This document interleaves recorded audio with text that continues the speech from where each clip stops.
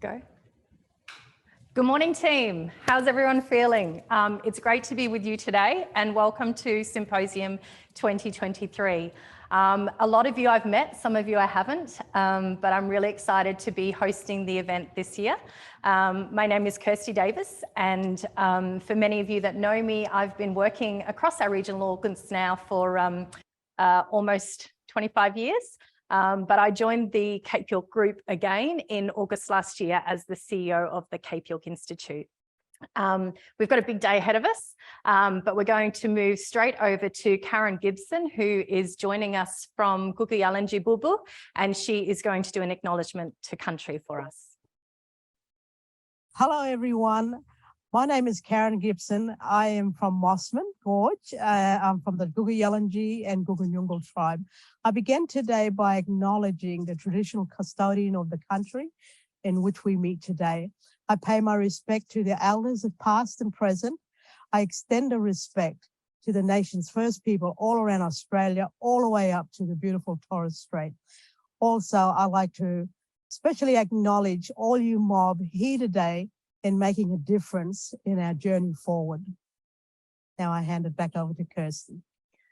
Thank you, Karen, for that acknowledgement. I'm joining you live from the Bunanyam building on Gimai Wallabara Yidinji and Yuraganji country in Cairns, along with many of our team that I see on the screens are joining us from various locations, but we also have team members joining us from across the Cape and in fact across the nation today. So I'd like to acknowledge country in all of those regions and the journey that First Nations people have been on. And as we walk this year in 2023 towards constitutional recognition and a voice to Parliament. We're going to run through a quick housekeeping now of what the day looks like.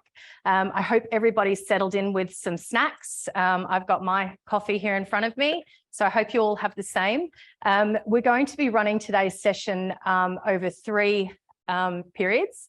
The first one today is about reflection, and we're going to be looking at some videos that reflect on more than 3 decades of history in the regional organisations. Many of you, when you come into the building, you would see all of the photos that line our walls, and they are our giants. So today we'll be going into that. We'll then be moving into a session where Fee and I have a bit of a chat around what the year looks like for us and the part that all of you play. So as I mentioned before, I hope everybody's settled in with their snacks, some cold drinks, some coffee to kick you off for a big day. And we are going to do the first session for an hour and a half. Then you'll have an hour's break at about 11:25. You'll hear the music coming again, and that will be a guide to bring you all back into our session at 11:30. Kerry Hull is going to host the second session, and she's going to be looking at the journey that we've come on so far and where we're going in 2023 towards a voice to Parliament. We'll then end that session at 1 p.m. You'll have another hour's break, and we will then bring the music back again just before 2 p.m. and we'll have Mel from our Leaders Academy address the team, and she'll be talking about the Academy and our alumni, and we will have an art session. So the end of today, you'll end up with an amazing piece of art that you'll be able to reflect on our day. And hopefully it will be your touch point to think back on Symposium 2023 as we walk through the rest of this year. So I'm going to also note that a lot of our video images and photo images that we have today are of some family members that have been part of this journey over the last 32 years that are no longer with us. So I recognise that that may stir some feelings in many of us that were connected to them, are connected to them, walked part of that journey with them. And we'll be looking at some of those images shortly. We're now going to move into the video. And this first video is going to capture how we've gotten to the space that we're in now. Reflects very briefly from 1990 when our old people walked on the sand along the beach at Lockhart River and started the Cape York Land Council, right through to our reform agenda that guides our work now, which is the Palmer Futures Cape York agenda. So we're going to jump straight into that video now, and I hope you all enjoy it. Let's think about it. Them fellas think about it. What people think about it? We hiding gold. We're not hiding gold. No, it's the sacred ground that it's in our life, in our ancestors. Way deep down there, he's right down there, and he stayed there forever and ever. And true, my people, you and me, they think about it. White people, they think, they don't want us to go there because there might be got gold or oil or something. I don't know what sort of mineral we're hiding. We're not hiding any mineral. No, we're not greedy. Black people, we're not greedy. We just want to protect our sacred ground.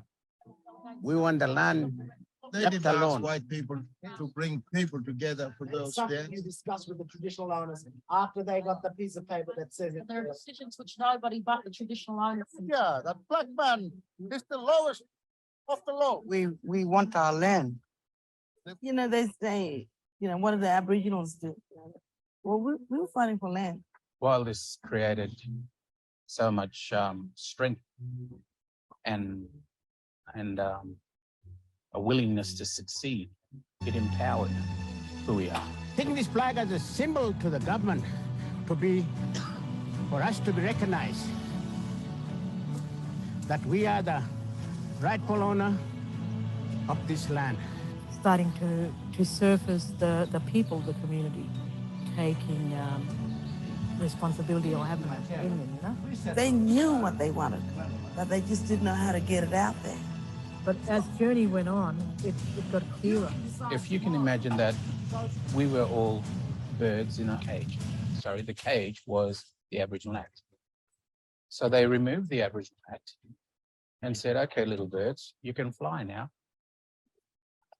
But they fed us here. They had to stay in that reserve, and they wanted to, you know, because they couldn't get out and go back to their homelands, they wanted to build something for themselves within that reserve. Re-establish housing. The process has, I suppose, given us a reminder that we don't slow down, don't forget, you know, we've relaxed a little bit, and then we see negativity come back out again. For the first time, Australia has recognised the legal existence of Aborigines prior to white settlement. Well, I wouldn't use the word militancy. I'd like to use the word that they are making decisions about themselves rather than sort of having a militant attitude. So making decisions like this, I think it's the first time and I think it's only right for them to do this. As we started to grow, we started to, I suppose, evolve as a community and empower not only our people, but empower our families. That's when they started coming together and they danced. Like most things that usually are born, I think the first thing was confusion, you know, because we're thinking like, what is impact communities? That was like a base, a foundation for everybody. To start thinking about their homeland. That's something always in their heart and on their minds. What we've done as the empowerment communities is we've moved towards giving everyone a voice. And like looking at Andrew now, one of the many young leaders that up and coming, that you gotta trust them, you know. I'm doing culture. The boys are caring for country. And Naomi's in ours.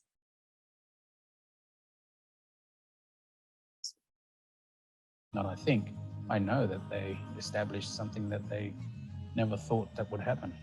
And the strength in this community is growing stronger, but we need to all move together to grow even stronger. The central theme was always the expungement of the indigenousness of people, their Aboriginality, their Torres Strait Islander heritage. That was seen as worthless and something that needed to be destroyed because their only hope was to become whites. I said there's two kinds of struggle. One can tear you down,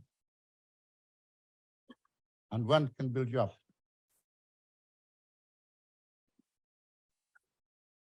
Hi, my name is Andrew Gibson. I'm originally from Osborne Gorge. My name is Rita McGreen, and I'm from Hopevale. My name's Naomi Hobson, and I'm a Kanji woman from Cowan. They would have said, "Oh, I'm going to be a leader." And I'll go through these forms as I rep from Osborne Gorge. I would have just walked out the door. I would have just had a cup of tea and a biscuit and walked out the door. Monday came and I was woken up and I went down to the nursery to have a look. So he took me down there to have a look at the nursery and I just shook my head and I said, okay. Cowan's never had a space where people could come in and, you know, tell their stories through art. We've never really had a space to create. So this is one of a kind. It's first of its kind. And that's something that I want to preserve, also to look after this country, Yalanji country, Osborne Gorge as well, and a beautiful country because it is a healing place. Then I started planting, then started selling, and I'm still planting. It's about growing it. It's taking it to the next level. So that's something that what my dad did and what they did on this walking trail. Now I got all my certificates for different courses. I can open it all hours of even if during the evening, I would. And now I'm a casual supervisor now for the nursery, and I'm 54 years of age, and I'm still working. To the mothers and the fathers, the brothers and the sisters, for the breaking up of families and communities, we say sorry. If you're on alone, you cannot be heard. But if you speak with a uniting body, you'll be heard.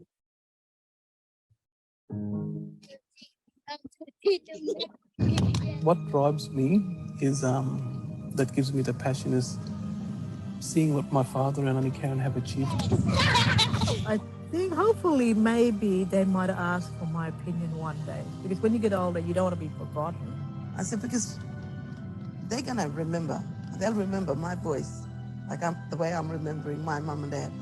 I mean, the challenges are still here today, and that is education. We've still got a long way to go in order to really have a younger generation to grab the responsibility. Because these responsibilities have to compromise, and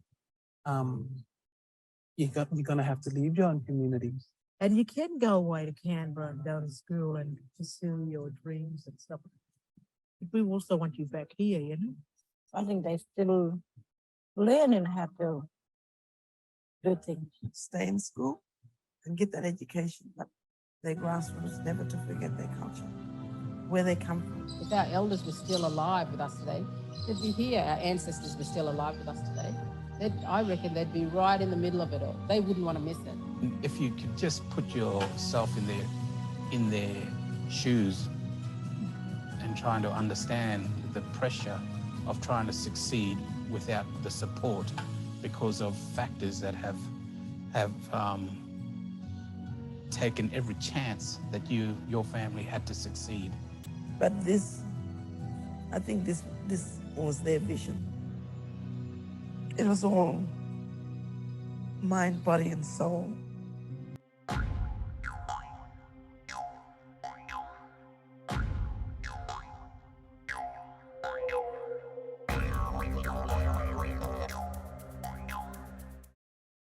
Welcome back, team. As you look around the walls at the Bunanyuum building, we're reminded of many of the giants that have come before us and shaped the work that we're doing now in Cape York. Many of these old people walked with our founder, Noel Pearson, in the late 80s and early 90s. They came together as one voice to represent Cape York and shape change and ensure that our old people back at that time and future generations had a say in land and seas. The movement resulted in the foundation, which is the Cape York Land Council, and many of us look at that now as the mother of all of our Cape York regional organisations. It was founded in 1990, and since that time, annual summits shaped the direction that our regional orgs had and created the foundation of many of the organisations that we work across now. Punapima Cape York Health Council, Balcanoe Economic Development Corporation, Cape York Partnerships, Cape York Institute, and the 12 entities that now make up the Cape York Group. In those days, we would have a set of resolutions that would guide the work that we would do every year in our regional organisations.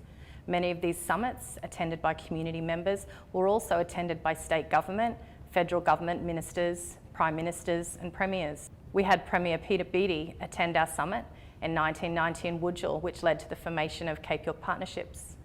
We had the Prime Minister John Howard attend our summit in Arakoon in 2003. This direction addressed the challenges affecting our communities at the time. Many of these giants led the establishment and sat on the boards of the Cape York regional organisations. Their voices shaped reform and called for change that would protect land, lead to better health and education programs, push policy reform, and protect the vulnerable, often women and children. When we say we stand on the shoulders of giants, this can't be more true than when we think of the legacy of the giants that we're about to see now. I'd like to start by stating my deepest respect for our old people and let you all know that the footage you're about to see is of some of these giants who are no longer with us. We pay respect to their memory and their families who live with that memory each day. We've captured some footage over the last 32 years, and we're talking to some people that are working across our agenda in the regional orgs and in our communities now, and they're going to share with us a little bit of the legacy of them. I hope you enjoy this piece. It's going to be quite powerful, and it will raise some feelings amongst all of us, but we're going to enjoy this session and come back and talk about that afterwards. It is not by our choice that we live in communities where our children have only a dim hope of their future.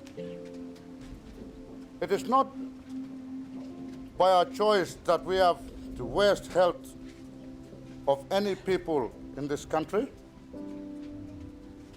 It is not by our choice that more of our people are in jail than any other people in the whole world. Do you think that we are happy to see our young men in prison, while so few of our people can find hope in their condition? 1990 was a kind of iconic to Lockhart community, but not only Lockhart community, to Cape York, when old man Chalpi and a lot of the other prominent leaders back then, the elders back then, kind of carried that Aboriginal flag along the beach in front of Lockhart, and having the forum around establishing a land council, which is Cape York Land Council today. We have traveled a long way, but the struggle has just begun. The survival of our land, our people. We are now at the start of a new journey for our survival. One of the things he did was actually pick me up as I jumped off the plane once coming back from high school.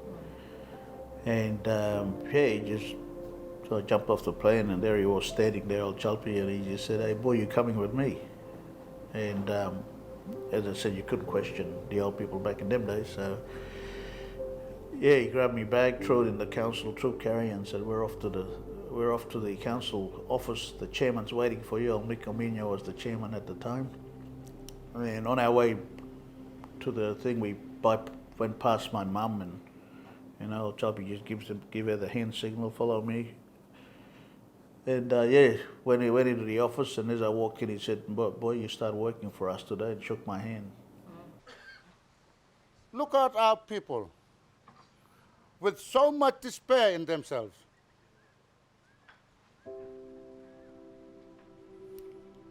The struggle has a grip in their hearts. It is strangling them. the bitterness of loss and the despair at having no place in your country. The idea that black man is the lowest of the low. It's seeing our people to an early grave. There's a few lines he said there, and also at Ingenuo, I think that's been captured too as well, the Land Summit up there, where he prompts some very, I guess, historical but important phrase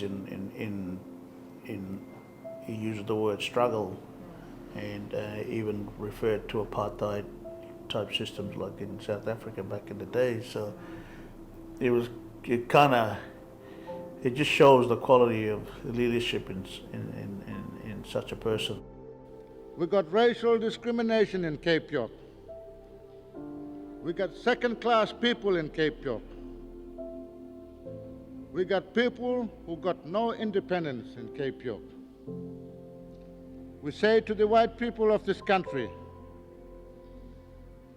you want to free South Africa? What about South Africa in Cape York? The elders back in, that was in the late 80s, the elders were very strong, you know, and the culture was very strong. You know, you never question an elder on the decisions they make, because these, you know, the people like old Chalpi had wisdom, you know. Look at our young people. They're struggling. They're struggling against bitterness of their conditions. They're struggling against the idea that white men can have a rich heritage for their children. But the black man will be forever denied his heritage. And that's the thing about leading in our respective, you know, whether it's in our respective indigenous group or communities, is having that background of knowledge around culture, around language, custom, law, you know, like LORE. That's what makes a great leader, is someone who understands all of that, because that's their foundation, I guess. It's that foundation that they built on by their older people, by the generation before that. One prominent thing the elders always told us, including old man Chalpi, was that, you know, boys, you know, family, we come this far, you got to take him from here now, you know, take him, build him on further, you know, like Dan Ropian is a great example, you know, boy, we've come this far, now you got to build upon it, you know. You hear that same message across from the old people, and you know, the thing we miss these days is the wisdom and the leadership those old people had.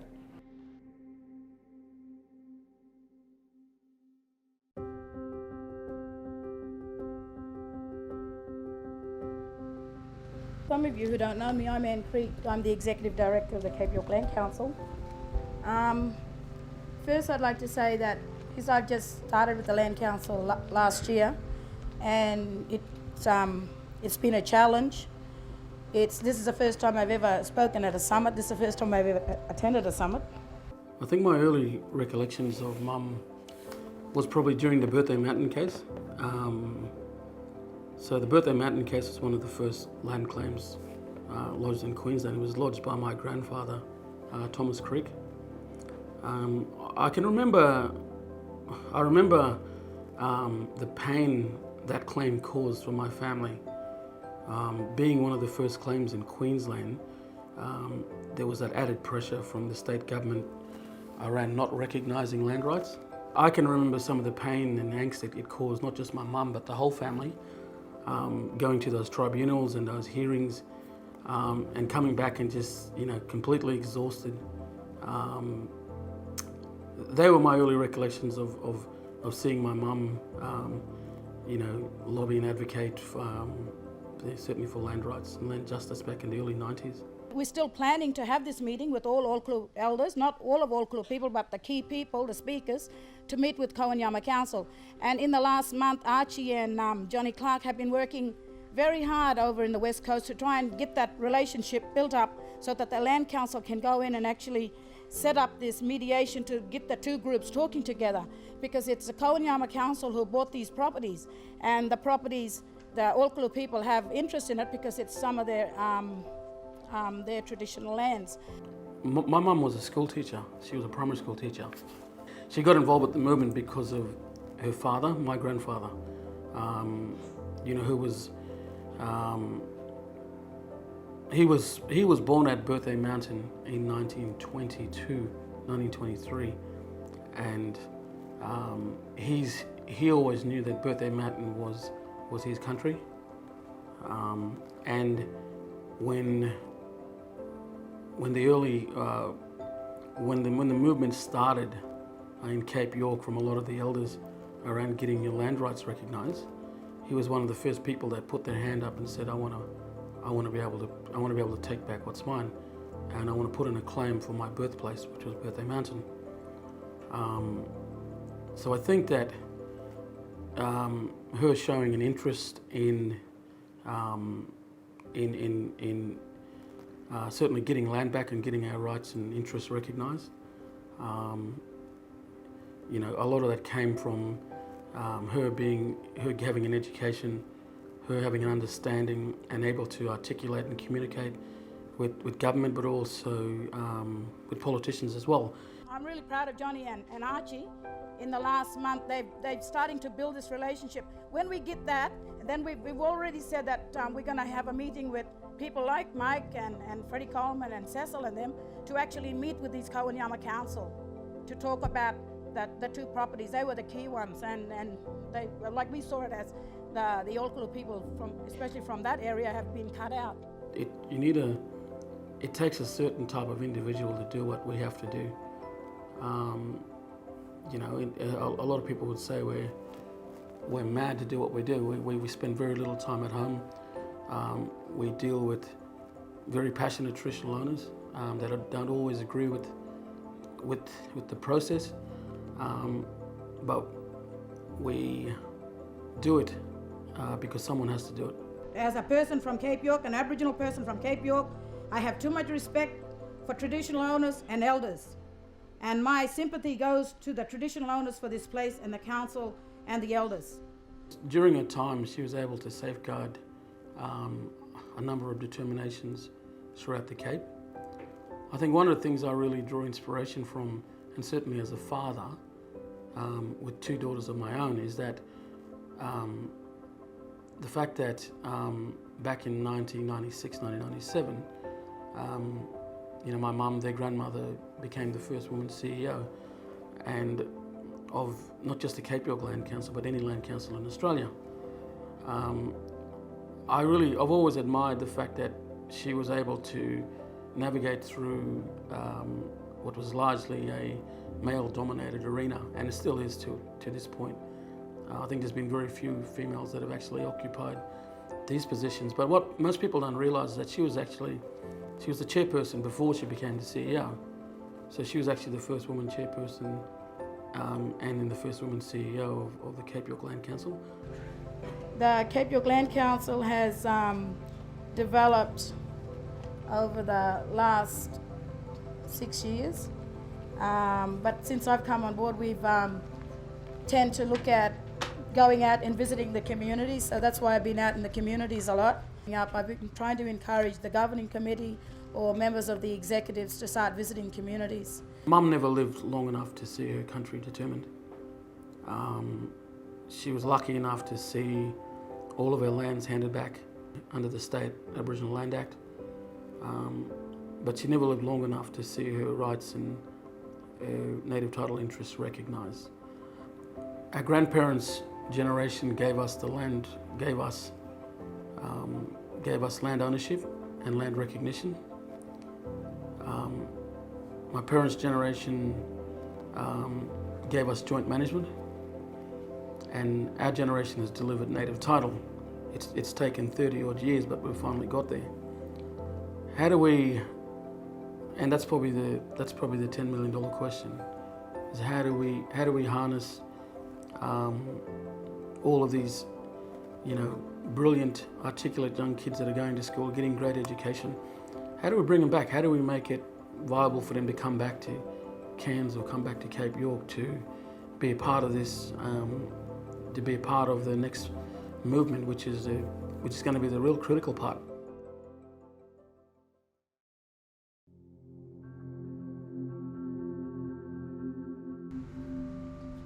Now, you know that there's a lot of communities that have been very vocal about Cyprus. Kanyama was one of those.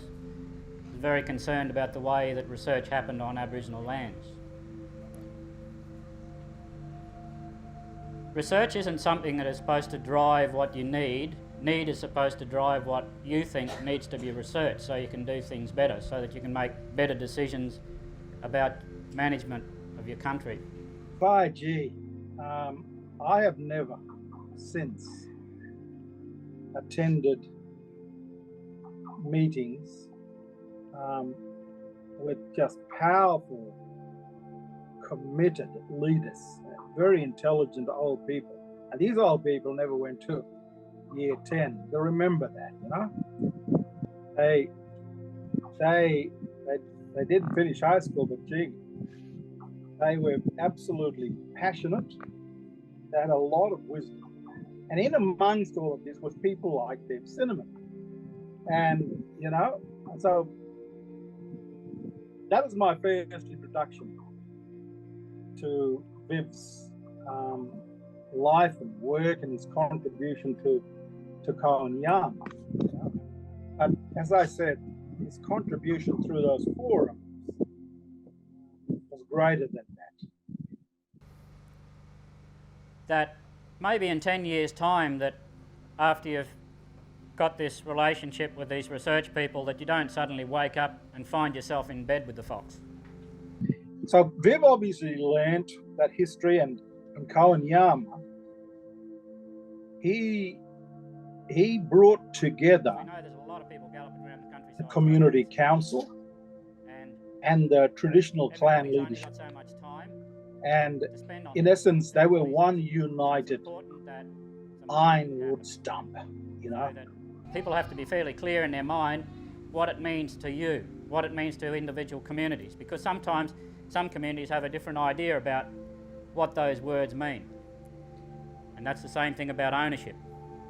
Some people think, some scientists think that ownership is just about, oh yeah, you own it, yep, you own it, that's yours, we know your cultural property is yours, but at the same time they march off with a big book full of your cultural details, and you suddenly find that you didn't own it in the way you thought you did. Somebody else has now got it. When Viv came in,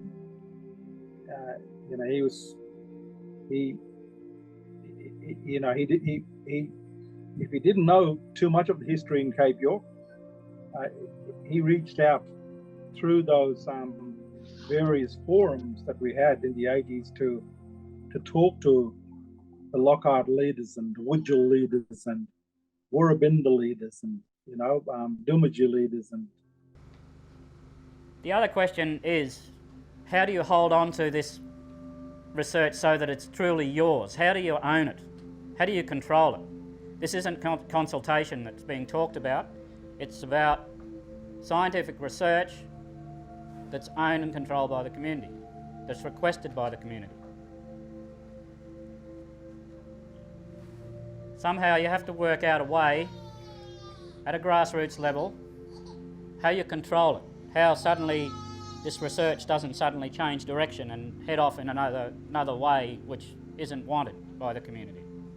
What I admired about Viv during that early phase of my own career in firstly local government and then during the establishment of the Cape York Land Council was that here was this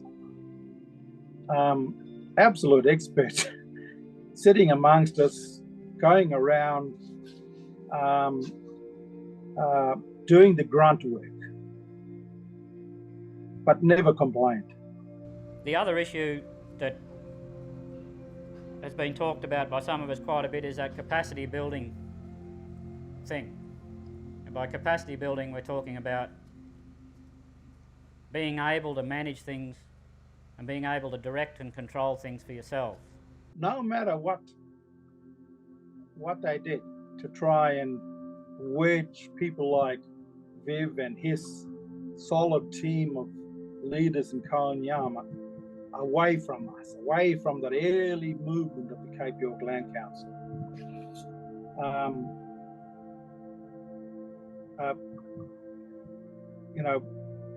Viv was not to be bought.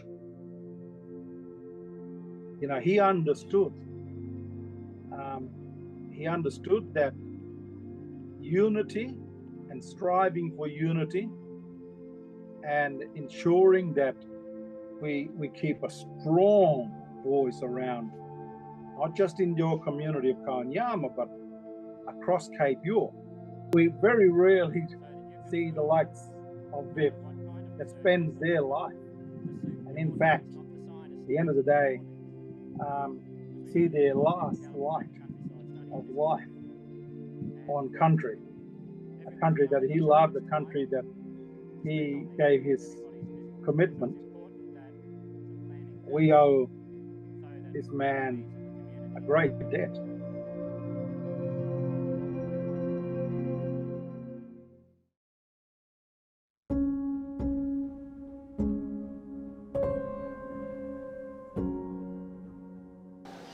People like us,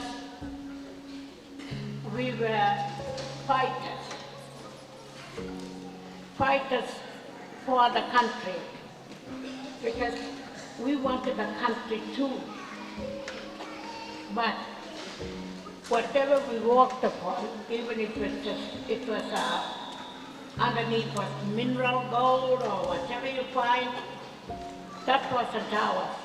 Government owned it, but we still said, no, it belongs to us. But we fight with the government. We talk hard, push hard to go forward, and we never gave up. My mom, from a very young age, she started fighting for her land, her community, her people. So she was very lucky to experience that determination on that day. Just to be able to see her face, all her years of fighting, standing up, fighting for her country, her community, her people. She got to see it before she passed. I first met Alison as when she was chair lady of Arakoon Council in, it was February 1983. I was a child protection and youth justice worker for the Department of Children's Services. I remember her first words that she said to me. She said, Phil, thanks for coming, but we don't need you. And she said that whenever we have problems in this community, we look after them ourselves. Alison was alluding to that time the community aspiration to work for self-management. It's an important but forgotten piece of Arakoon history, but Arakoon was a very different place then when Alison was chair lady. Living in the community, we know there's problems that we face with, such as the grog. The grog has highlighted a lot of issues: housing, education, funding. CDP was our main issue too,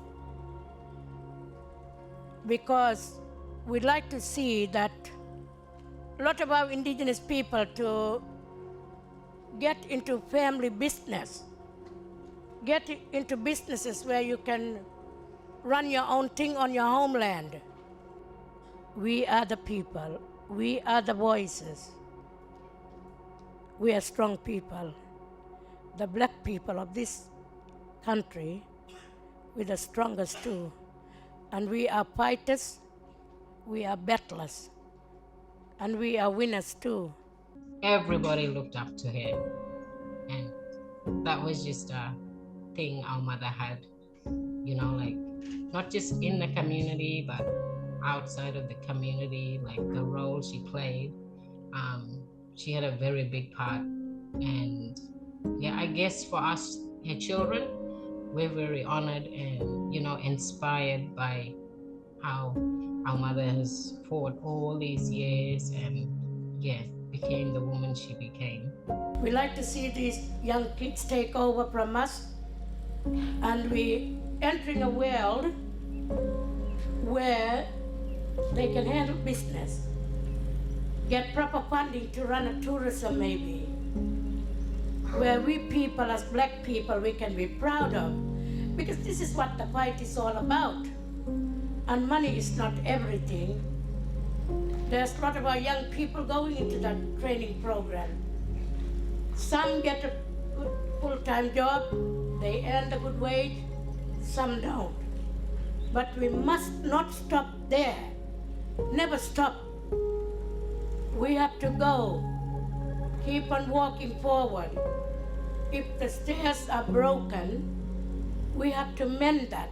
You know, you could talk all day about her achievements, but I think you'd need to look no further than her children and her grandchildren, who I'm sure she'd be very proud of.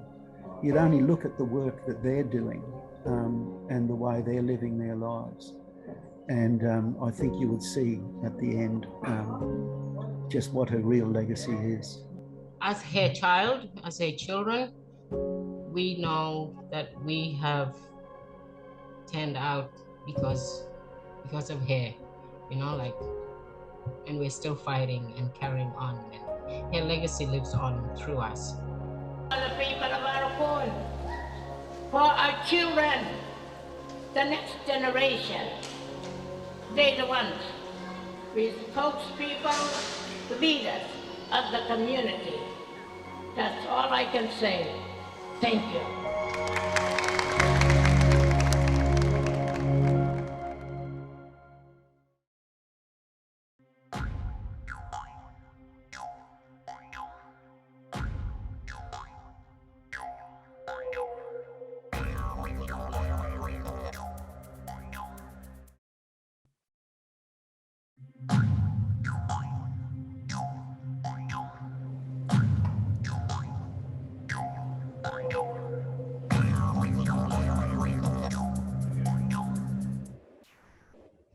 Wow, how powerful is that?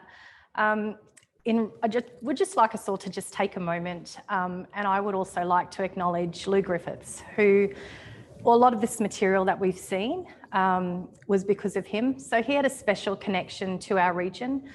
He's someone who walked with us since the mid-80s, and he captured a lot of this journey. We've got images, we've got video footage, and that was all because of Lou Griffiths, who sadly we lost 10 years ago now. But I just want us to take a moment to be very grateful to the work that he captured and what we're able to share with you today. I recognise, and I think I said this earlier, that a lot of people would be quite moved by those videos. It's quite powerful, and I feel really lucky to have worked with Tomo and the comms team to pull that together this week, doing some of those video interviews. I sat with Mum Dottie a couple of days ago and we looked at it, and it was really powerful and quite emotional to watch her go through the emotions as she saw that old man, you know, back before her again. And I guess that's the beauty of having this video footage, that we're able to always remember those old people who set a vision back in the 1990s and, you know, whose very big agenda and very big vision we all work towards now. One of the things that I'm going to remind everyone is please keep your mics on mute. We're going to be doing some polls during the day. We're going to be giving away some prizes. So I hope that you all paid attention during those videos, because I'm going to ask a couple of questions now, and we're going to give away 2 seats to our International Women's Day event. It's held in March, and this will be the 2nd year. FEE hosted the first one last year, and it's something that is an amazing opportunity for women to come together from across our region with special guests and share what it means to be a woman, a leader, a mother, a daughter, a sister, but the work that we carry and the people that we support to just be amazing. So I'm going to give away 2 tickets now, and I'm going to ask 2 questions. So the first one I'm going to ask, and I'm going to have to refer to the bunker here because this is all a bit new to me. We've got screens everywhere. But the first question I'm going to ask you to raise your virtual hand, and hopefully we can get this right. But, and type your answer in. So it's going to be like sale of the century. There's no buzzer, but we're going to type in our answer. So the first question is, the footage of Anne Creek, her son, Dion, who's the CEO of Cape York Land Council, spoke about her profession that she had before she was the executive director of Cape York Land Council. Does anyone know what that was? Whoa, hang on. I think, oh, I'm going to the bunker here. Going to the bunker. Who have we got? Karita. Oh, sorry, Karita, you don't count. Sorry. Karita's void. She's in the room with us. Sky Wilson. Yes. Can we see Sky? I can't see Sky on the screen.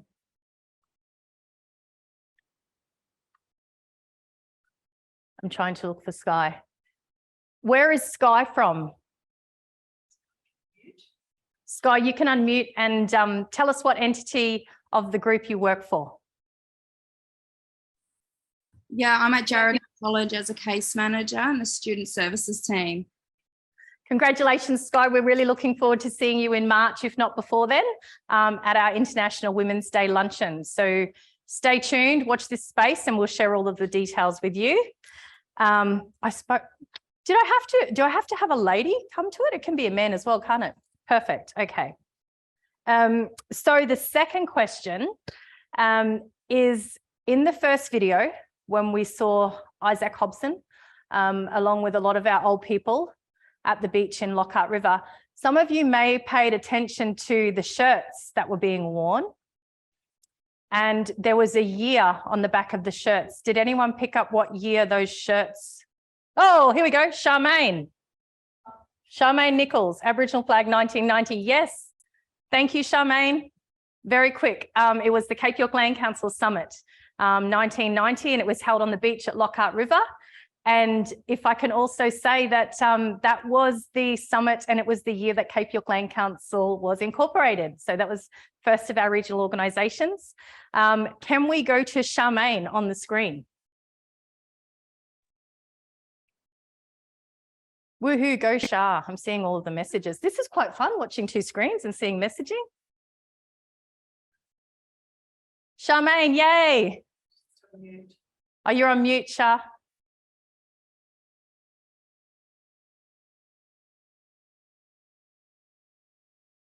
All right. We won't unmute you, but we will say congratulations, and we look forward to seeing both ladies in March at our luncheon. Okay. Now, we're going to go to breakout rooms. So everyone has been allocated a room. There's no favoritism. You will be able to unmute yourselves. This session will not be recorded. And it's an opportunity to reflect on what we've seen this morning, the video footage that you've seen over the last half hour. Did you know any of these giants? Did you want to share a story about them? Or would you like to share how you're feeling, knowing the very big agenda and the very big pieces of work that we have ahead of us in 2023. So we're going to jump to those breakout rooms. We're going to move there for 10 minutes, and then we're going to come back, and I'm going to ask 5 people, of which the bunker is going to confirm which 5 we're going to be referring to, and they're going to share with us how the room was feeling. I'll see you soon. We're all back. Sorry that some of those breakout rooms were a little bit broken just at the start, but I hope that everyone enjoyed connecting with small groups and reflecting on the last hour, I think it's been, in our session this morning. one of the really important things that we want to make sure happens during this symposium is that you all feel a part of this. So as much as possible, we'll be going live. Well, we are live. We'll be going to the group and asking during the day for, you know, answers, thoughts, feelings. So please don't go to sleep, stay awake, keep your coffee and your water and stay hydrated with some snacks. But what we're going to do now is I'm going to, sorry to put these people on the spot, but I'm going to jump to some of our team members and ask them to reflect on their room. And the first person I'm going to jump to is Agnes. Where are you, Aggie? Yeah. Yeah, I love that. I love the breakouts. I found it was really very great to put some faces to names that you might have read before and you just didn't know who they were.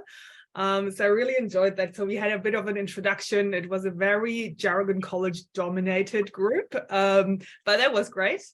And so what we reflected really on was that it's very great to kind of be brought back to, you know, why we are doing the work that we are doing, because sometimes you get so caught up in your project work and in your individual entities that you kind of forget the big picture. But what was also interesting was some comments people made around you know, that they have obviously not understood it very well, you know, and the history and culture, and because some of them learned it from media, and they have not represented it in the way that the people from Cape York brought it to us today. So it was really very great to get a better, or, you know, to hear some of the comments and how important a bit more and stronger cultural training would be to get a better understanding about the history and yeah, things that there is obviously a lot more that we have to learn about the history to do our work better. Thanks, Aggie. And that's really important, you know, when we think about the work that we do, it's not just in now, it's not just in 2023, or if you started in 2022, or even 5 years ago. This work goes back, as we mentioned earlier, more than 3 decades, you know, and it started with the old people coming together in the late 80s for there to be a voice for Cape York to protect land and sea. And now in 2023, 33 years later, we're all walking together to create a voice for First Nations people across the country to come together again and really change things for our mobs across the country. Thank you, Aggie. Next, I'm going to put Xavier on the spot, and we're going to jump to your room. If we can see you.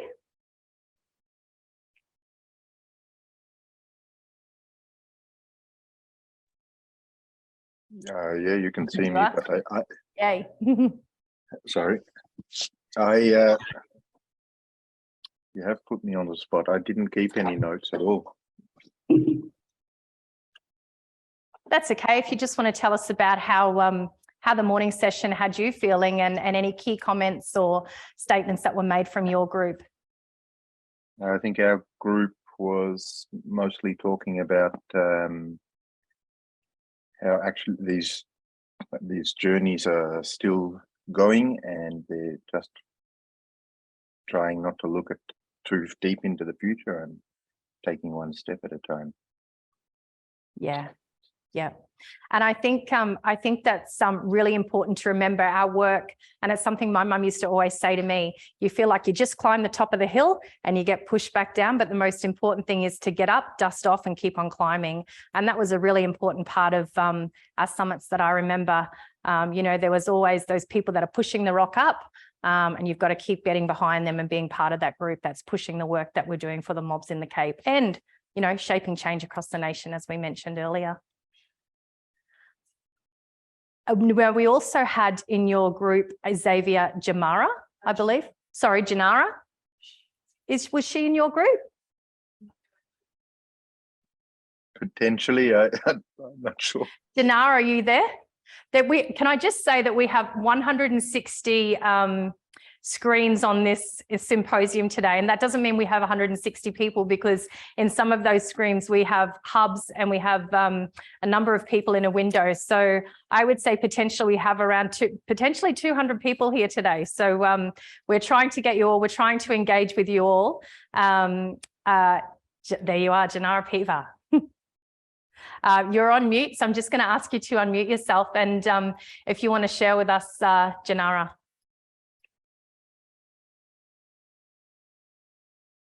Oh, she's still on mute.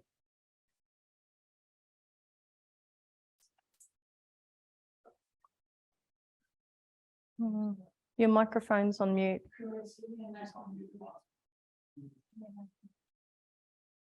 That's okay. While we work this out, Janara, I might just pause you. This is the beauty of being live, isn't it? Lots of glitches. But what I am going to do is we're going to find Leon Yateman. I'm going to give him a moment to get his mic unmuted. Leon's third day into his time with us here within the Cape York Group. Leon started on Monday as the lead facilitator with the Palmer Futures team, and we're really excited to have Leon join us. He is very familiar with our work. He's been part of it for a very long time, and joins us from a different space, working in local government. But Leon, we're excited to have you, and I just was hoping that you may share with us how this morning's session so far has resonated with you. A lot of those old people you also have walked with over the last few decades. So we'd love to hear your thoughts and how you're feeling moving into 2023 as part of our team. Kirsty, thanks very much for that welcome. And look, thanks everybody. I look forward to be a valued member of this team, and more importantly, if anyone wants to have a chat, I'm always good for it.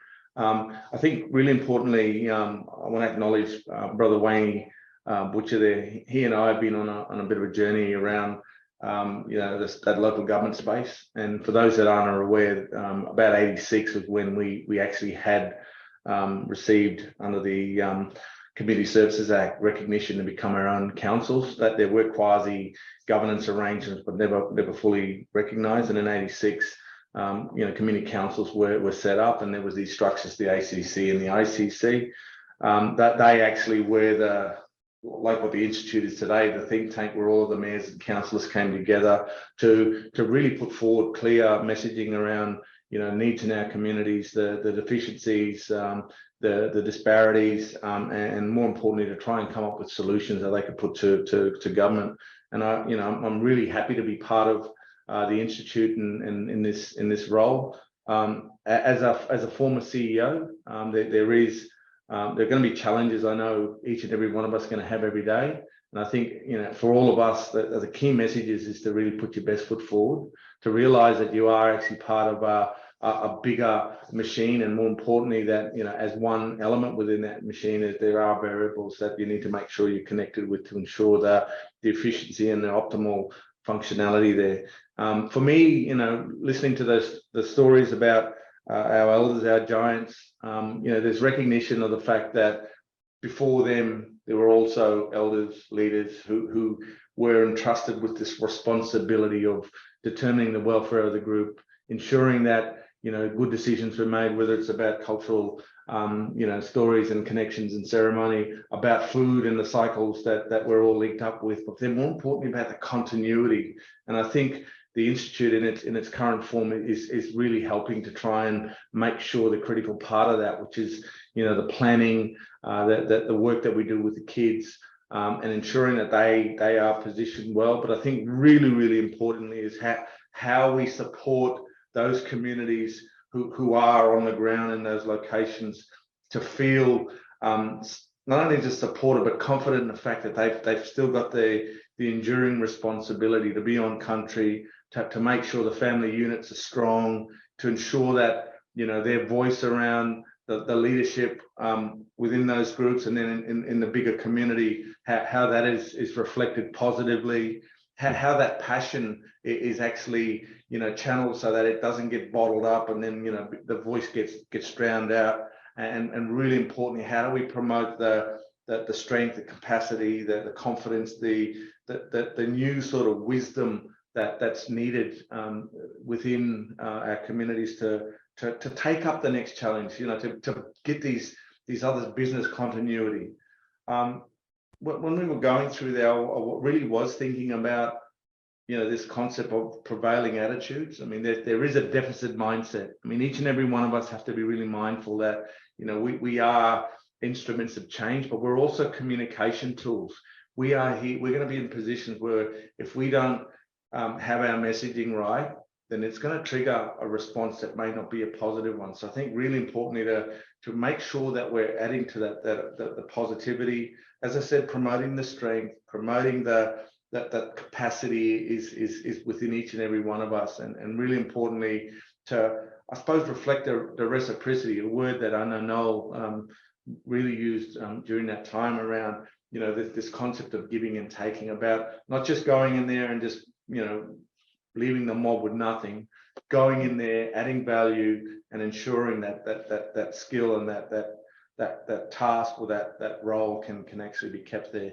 And look, really for me, this is day 3. Thanks everybody. I'm happy to be part of the Cape York Institute family. I'm happy to be, you know, working with esteemed colleagues. I mean, there are elders in this room. There are future elders in this room, and all of us together, I acknowledge and I thank you for, you know, the work that we will be doing together, the conversations that we will be sharing, and hopefully, you know, we can see in 10, 20 years time the positivity, the benefit we've actually brought into that space to, you know, take us forward. So thank you, Leon. Really looking forward to working with you. Day 3, I know, but lots to offer. I'm really excited about moving forward. It's been a big session, and I realised that we've had so much engagement. We're running a little bit behind, but I think it's now timely that we move to our next session, where Fiona Jose, our Group CEO, is going to take us through what the road ahead looks like. Enjoy.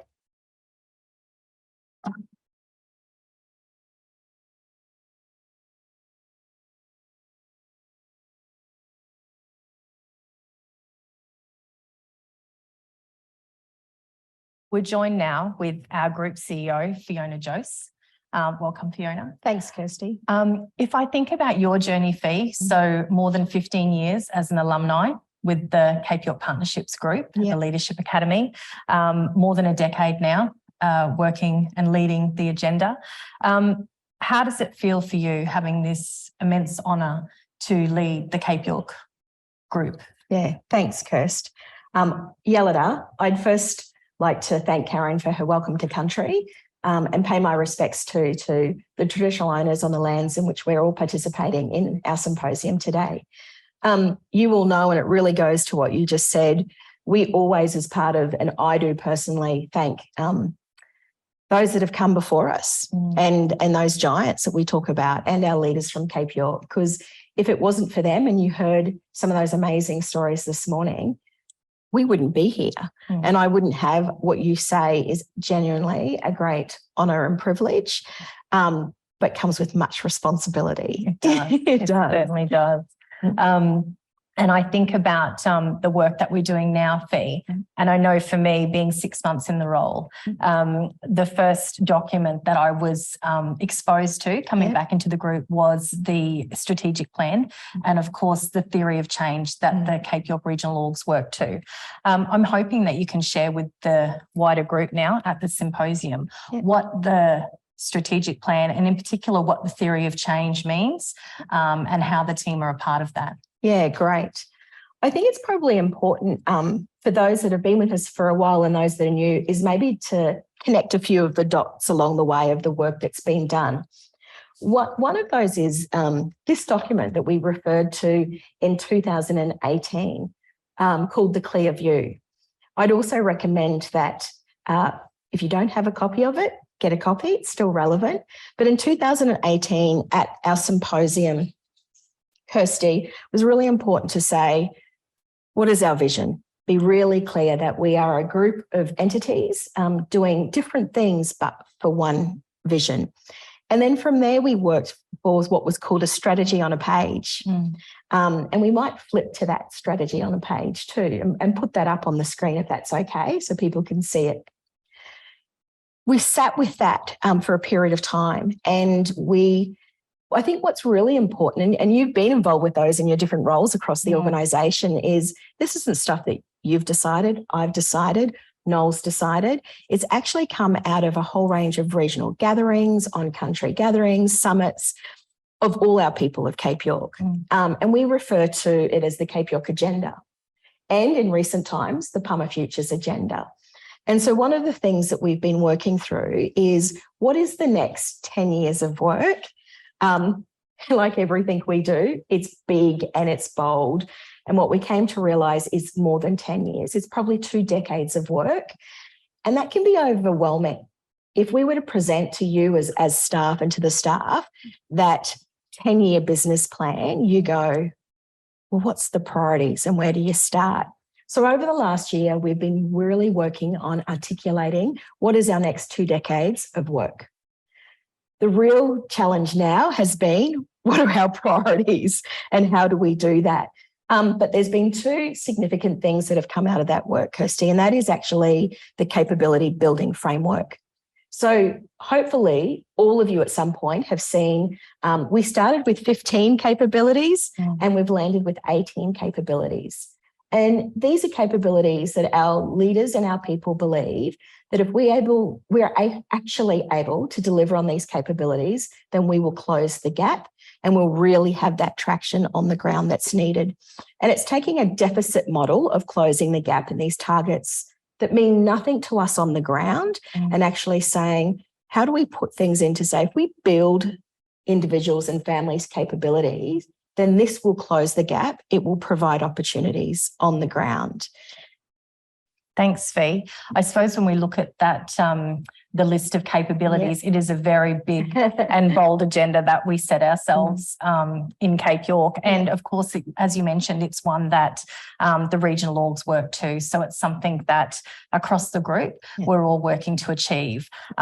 When we started putting this together, and I recall last year that you talked to me about, it was during your McKinsey training that you recognised that one entity in the group couldn't deliver this very big and bold agenda. And it was at that time during your training that you recognised an opportunity. And I was hoping that you could talk to the team now and share with them your training with McKinsey. Yeah. Look, I think, I had the privilege of being invited actually to be part of a group of not-for-profit, for-purpose leaders across Australia and New Zealand, as well as corporate leaders. And so there was, I think, 200 leaders come across from the globe and to participate in this program. And what it actually did for me as a leader, it really started me to think about leaders and leadership and roles and influence. And I really started to get this distinct as we've been working on what is our priorities, what's our strat plan, what do these things look like? How could we be really even clearer? And how could we be clearer about some key priorities and a framework that all our people could touch across the organisation? And what I started to realise is we need to be a leader of influence and change, not entity change, not organisation change. What we actually require of our people at CYP is to be part of more than your employer or the entity that you work for, but be part of the Cape York agenda. And that agenda includes other regional organisations. And sometimes I think we get really caught into ourselves and it's like, well, let's just worry about CYP. And I understand why, right? It's big. We do big things. We think, can we possibly do anything else? But what this training really got me to do was, I guess, a phrase was stand on the balcony and really look across and down and go, 2 things. Who's on the balcony with me? Do we have the right group and leadership and team and structure to do that? And as part of that, and how do we make room for others to come onto that balcony to be thinking of this strategic vision and direction about an agenda, about a movement, about something bigger than an organisation or a department or an entity? And so that then really shaped my input into our next decade of work and really then what are the priorities? So you'll see that our priorities, and as we talk a little bit about that, they are big things. And we're not going to have at all the time today, are we, Kirst, to go through any of that detail. No. It's just to give you a bit of a taste for it. And then to say, by June, when we're heading into really launching our strategic priorities for the next 3 years, you'll get to feel and see where you and your entity sits.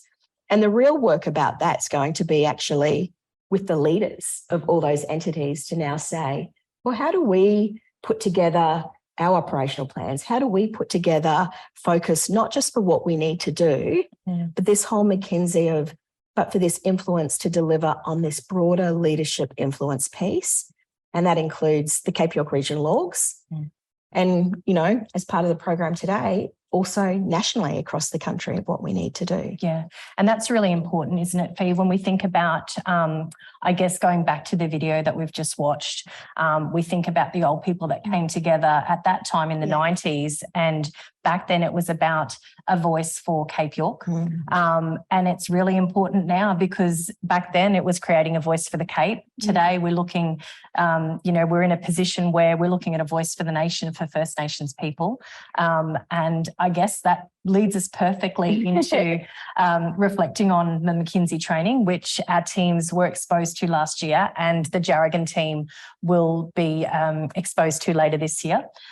So we're getting the tools and equipping ourselves with the skills to work across entities, across teams. And so I suppose it's timely now for you to take the team through what our priorities look like for 2023. Yeah, great. As always, I might just do one thing before that, and we might, if we can, go to the slide that talks about, it's called the Strategic Framework for Building Capability Building Framework, sorry. And you can see on that slide, we talk about development as freedom, and it's really based on Amartya Sen's stuff. And when we talk about those 18 capabilities that Kirsten and I have been talking about, there is actually 5 areas that kind of they all come under. And one is family development, community development, economic development, cultural development, and political development. And that's a real way to actually bring up the 18 capabilities to say they fall under these really broad categories, because we've been working in family development for such a long time and community development. And you'll know then our priorities spread probably from across all of those. Because I've been thinking a lot about our champions of the past and what's required. And I think, a lot of you know so many of our Cape York leaders and elders and people by blood, by storylines, by association of the work that you've been doing here. And I've always had, and I still do, this utmost respect for their fight, because it was so much different and so much harder with the challenges, and they did it. They got on with it.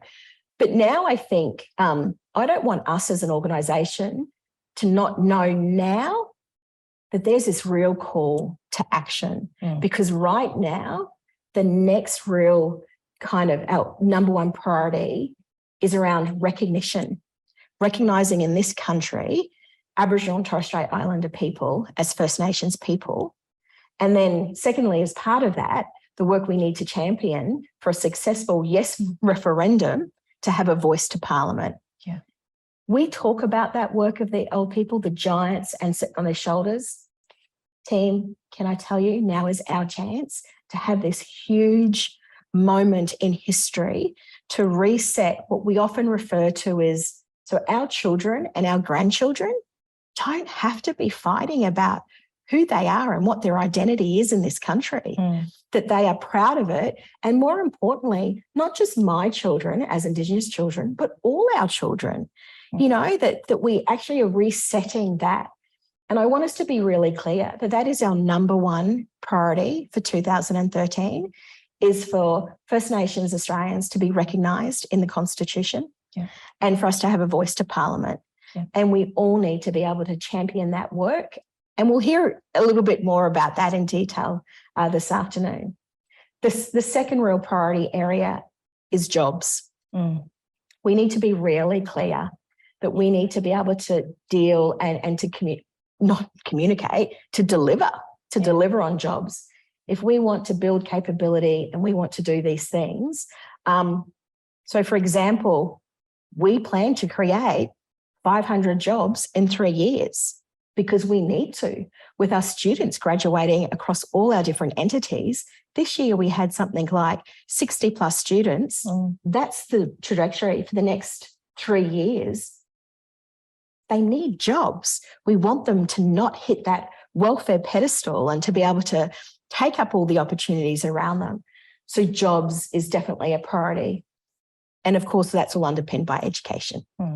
We need safe places that creates a whole range of pathways for a whole lot of First Nations kids so that they are set up and have those foundations. And none of this can really happen without this real strength of our fourth kind of priority area, which is culture and language. Yeah. Needs to be embedded. Yeah, thanks, Fee. So 4 big priorities that we're looking at, team.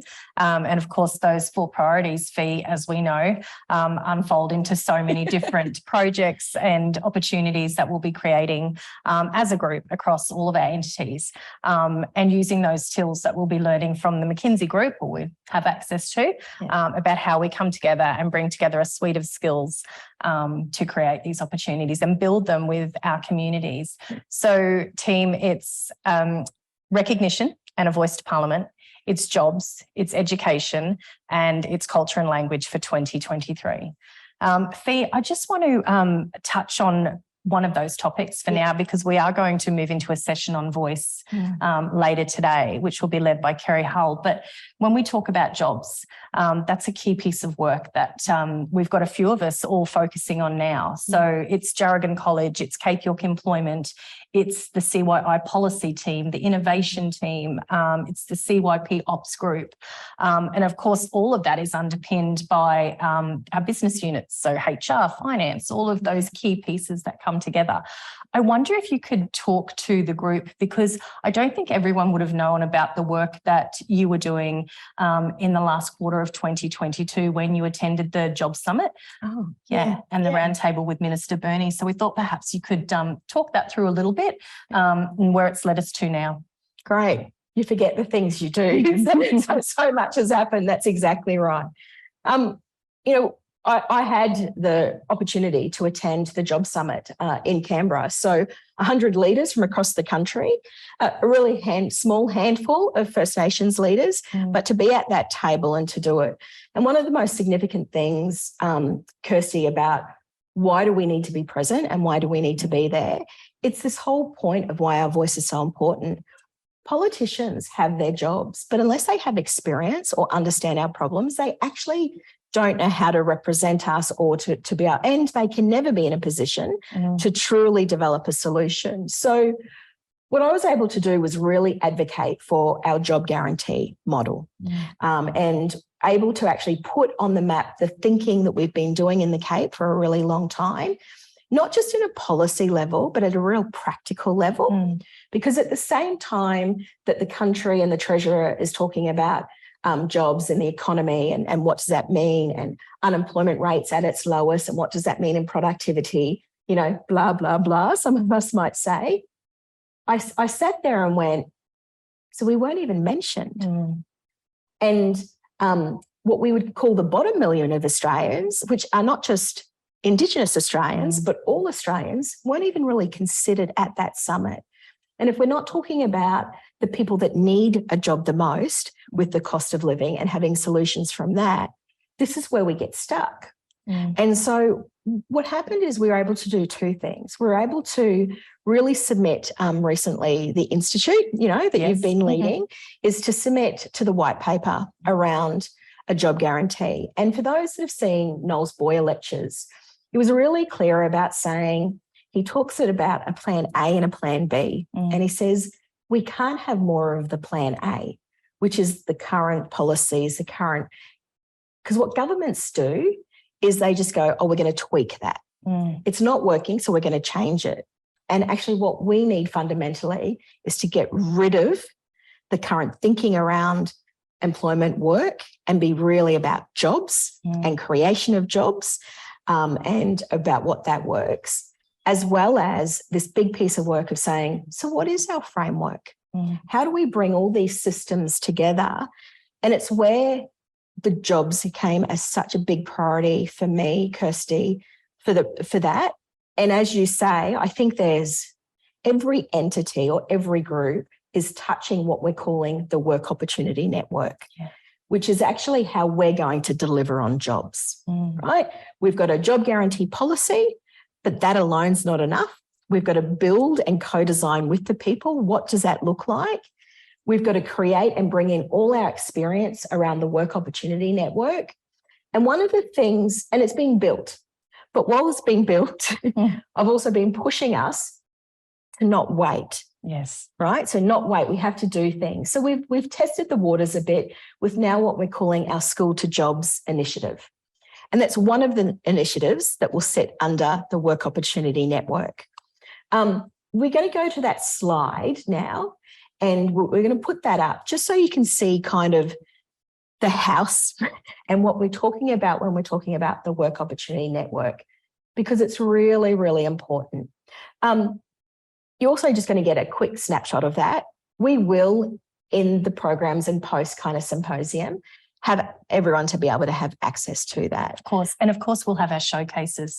Yes. So I can see a few heads nodding across the room, and there'd be a lot of people that are interested saying, I've heard a little bit about one, I want to know more. So in addition to what you're about to share with us, which will be a summary, I would encourage all of our teams to make sure that you're connecting with our showcases that we have once a month on a Tuesday, and the comms team will come out to you about those. But please, Vee, tell us a little bit about one. So the Work Opportunity Network is exactly that, what it says. It's a network of work opportunities and support services to transition job seekers into jobs. You'll see that there's no mistake if it's in a diagram of a house in building that, because it obviously fits into one of our capability frameworks. You'll see we're categorising the market jobs as connecting. So we need to connect job seekers to industry job creation. We need to have enterprise job creation, local job creation, and mobile job creation. So really jobs that are already on the market and are paid above the minimum wage or at industry benchmarks. So it's really important of that. Then we've got the job guarantee section, and a job guarantee policy provides for everyone who wants a job.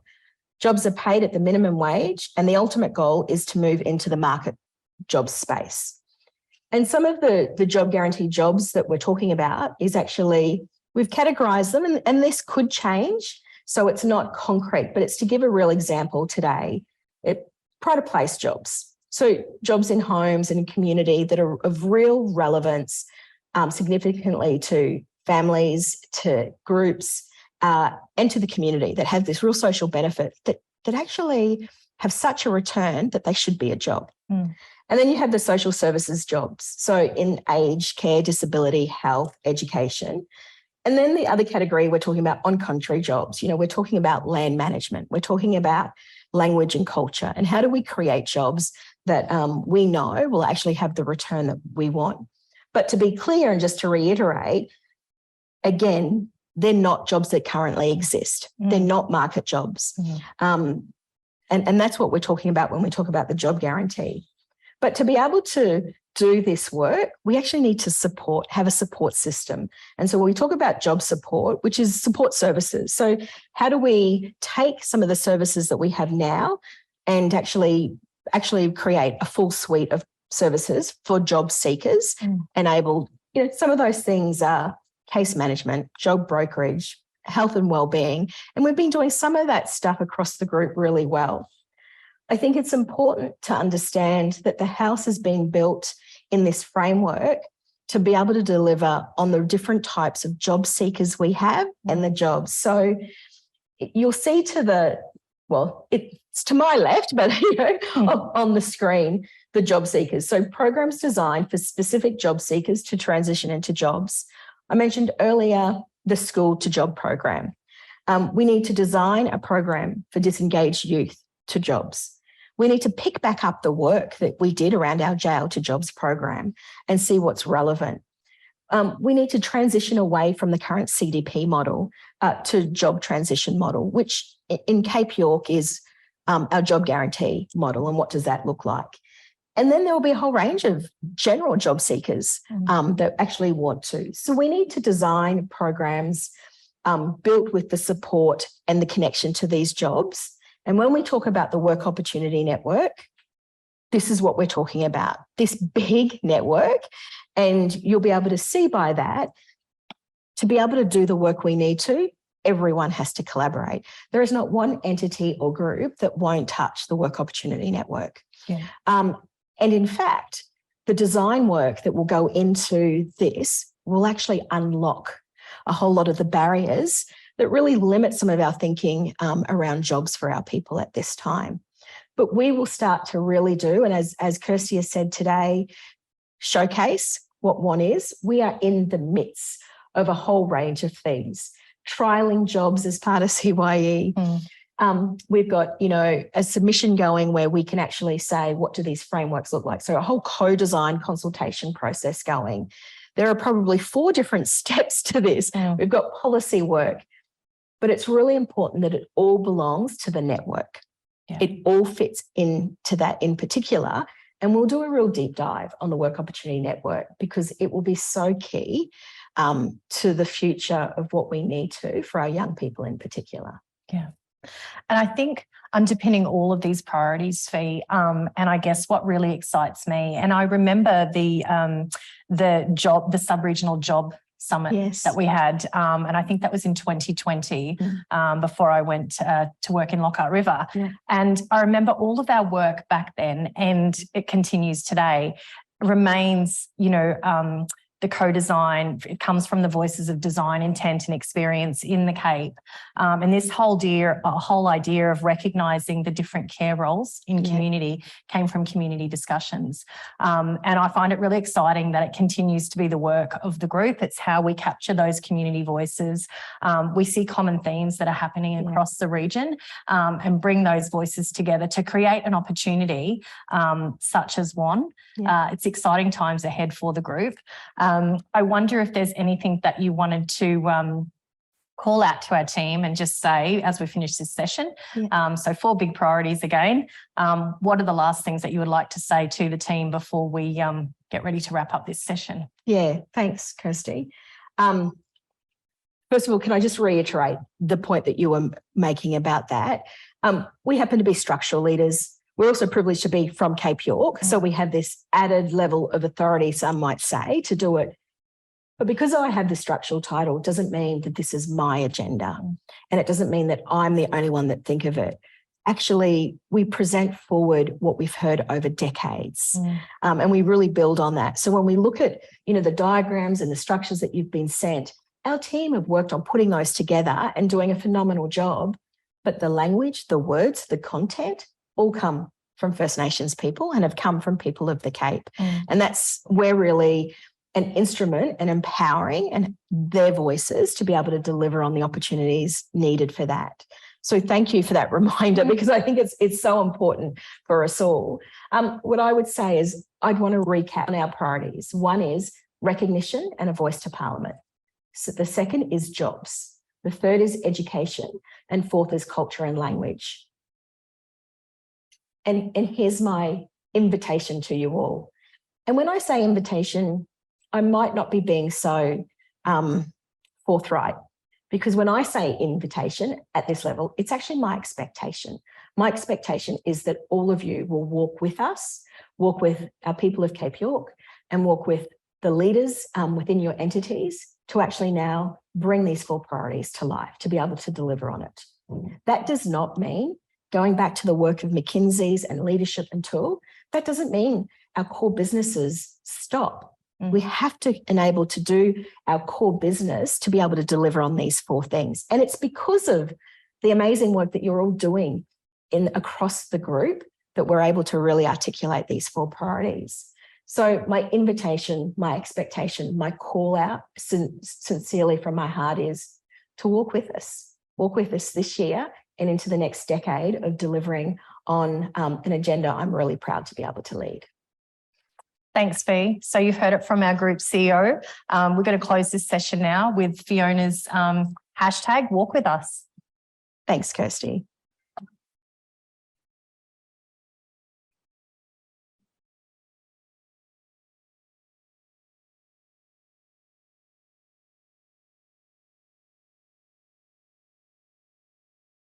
Okay, thanks team. I know we've kept you longer than we'd planned, but I'm going to make it worth everyone's while. We have some beautiful presents, gifts, prizes for you to win if you were paying attention, which we hope everyone was. Both of these were created. You have a selection if you win. So we have some artwork from the Jarragon College and the Girl Academy. So if you're listening, first person to type into the chat, and I'm again going to have to go to the bunker here to tell me who the first person is, but there were some capabilities that were listed. Can you tell us how many capabilities make up our theory? Whoa, we had some quick answers there.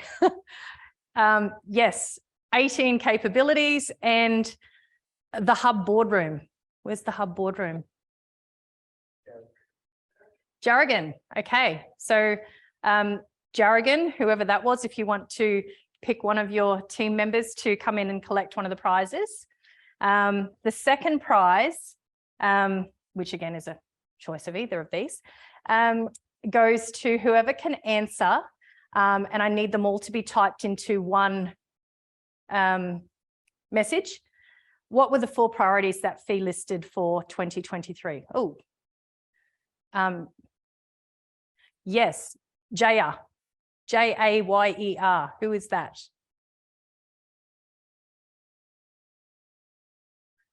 Me. Let's bring her up. Yay, congratulations. That was correct. So our 4 priorities for the year are constitutional recognition, jobs, education, and language and culture. I hope you've all enjoyed the session. We are going to come back in about 40 minutes at 11:30. You'll hear the music leading in just before. Please keep your screens on so you don't miss anything. Just turn your microphones off and turn your screens off, but we'll see you again at 11:30 for our next session that Kerry Hull will lead on The Voice.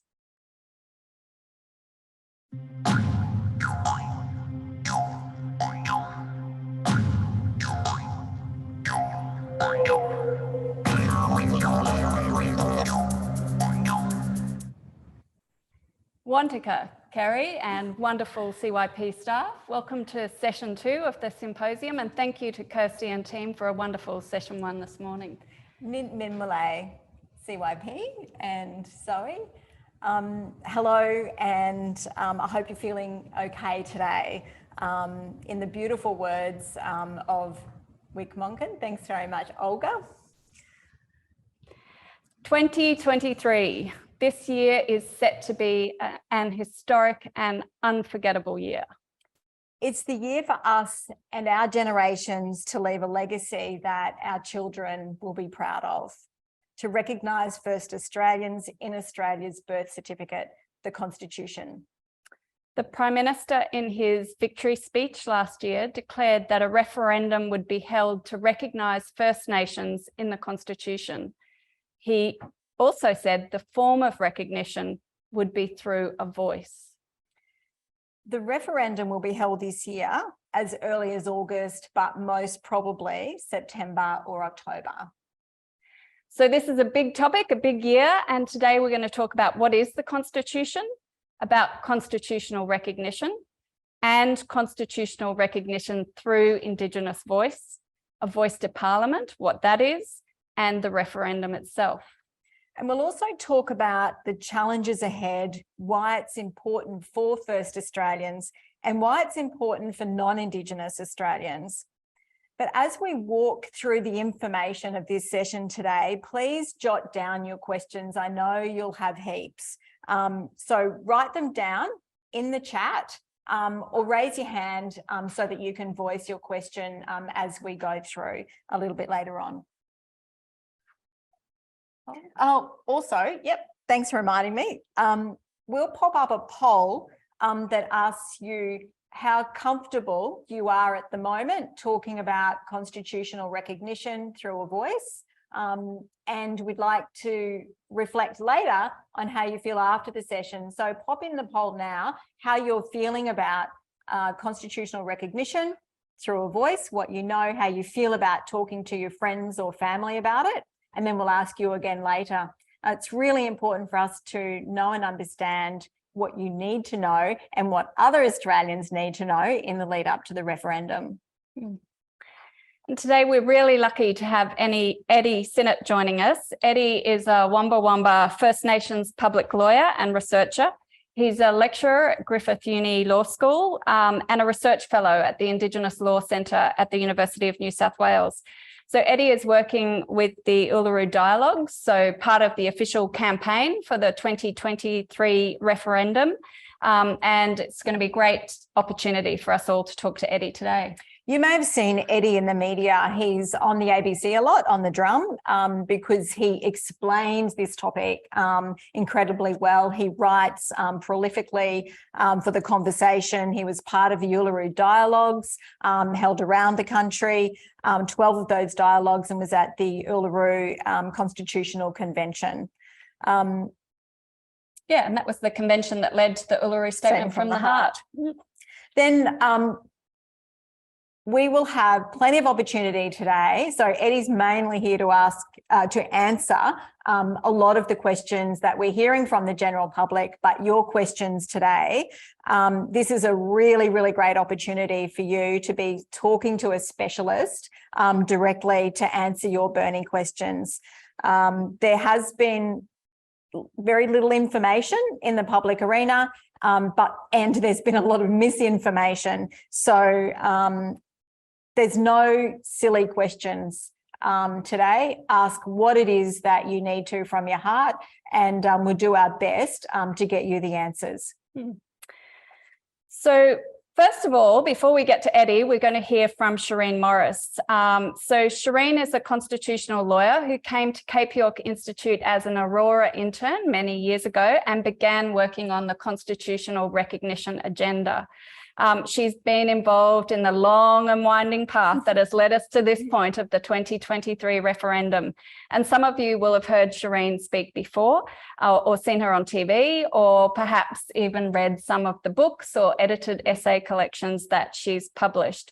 So Shireen has worked very closely with Noel and many others for many years, and she's now head of the Radical Centre Reform Lab at Macquarie Uni in Sydney. And Shireen's recorded this piece for us, a bit about the background of how we've come to this point.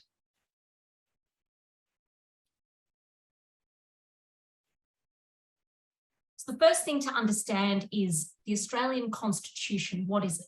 Well, it's Australia's highest legal and political rule book, and it's really a power sharing document. It's the document that shared power out between the colonies that united to form the Federation of Australia. And it's the document that sets out the way Australia will be governed. Our constitution is different to many of the constitutions around the world in that it contains no Bill of Rights. Instead, our constitution protects rights by setting out political procedures and power sharing arrangements. Now, what's the problem for Indigenous people? Well, when the Constitution was created in 1901, Indigenous people were completely excluded.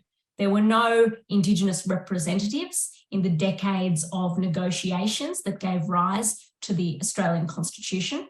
And as a result, the Constitution contained clauses specifically excluding them. So it's fair to say it created an unfair power relationship between Indigenous peoples and Australian governments and parliaments. You know, Noel used to talk about the elephant and the mouse problem that characterises Indigenous affairs. Australia's constitution sets up a democracy, but the problem is Indigenous people are only 3% of the population, so they have a really hard time getting a fair say in political and democratic decision-making through ordinary democratic processes. That dynamic between the 3% Indigenous mouse and the 97% elephant that is represented by Australian governments and parliaments, that dynamic is described by the Uluru Statement as the torment of our powerlessness. So the Australian Constitution sets up this relationship of powerlessness between Indigenous peoples and the Australian state. And it is that unfair power relationship that Indigenous constitutional recognition seeks to fix.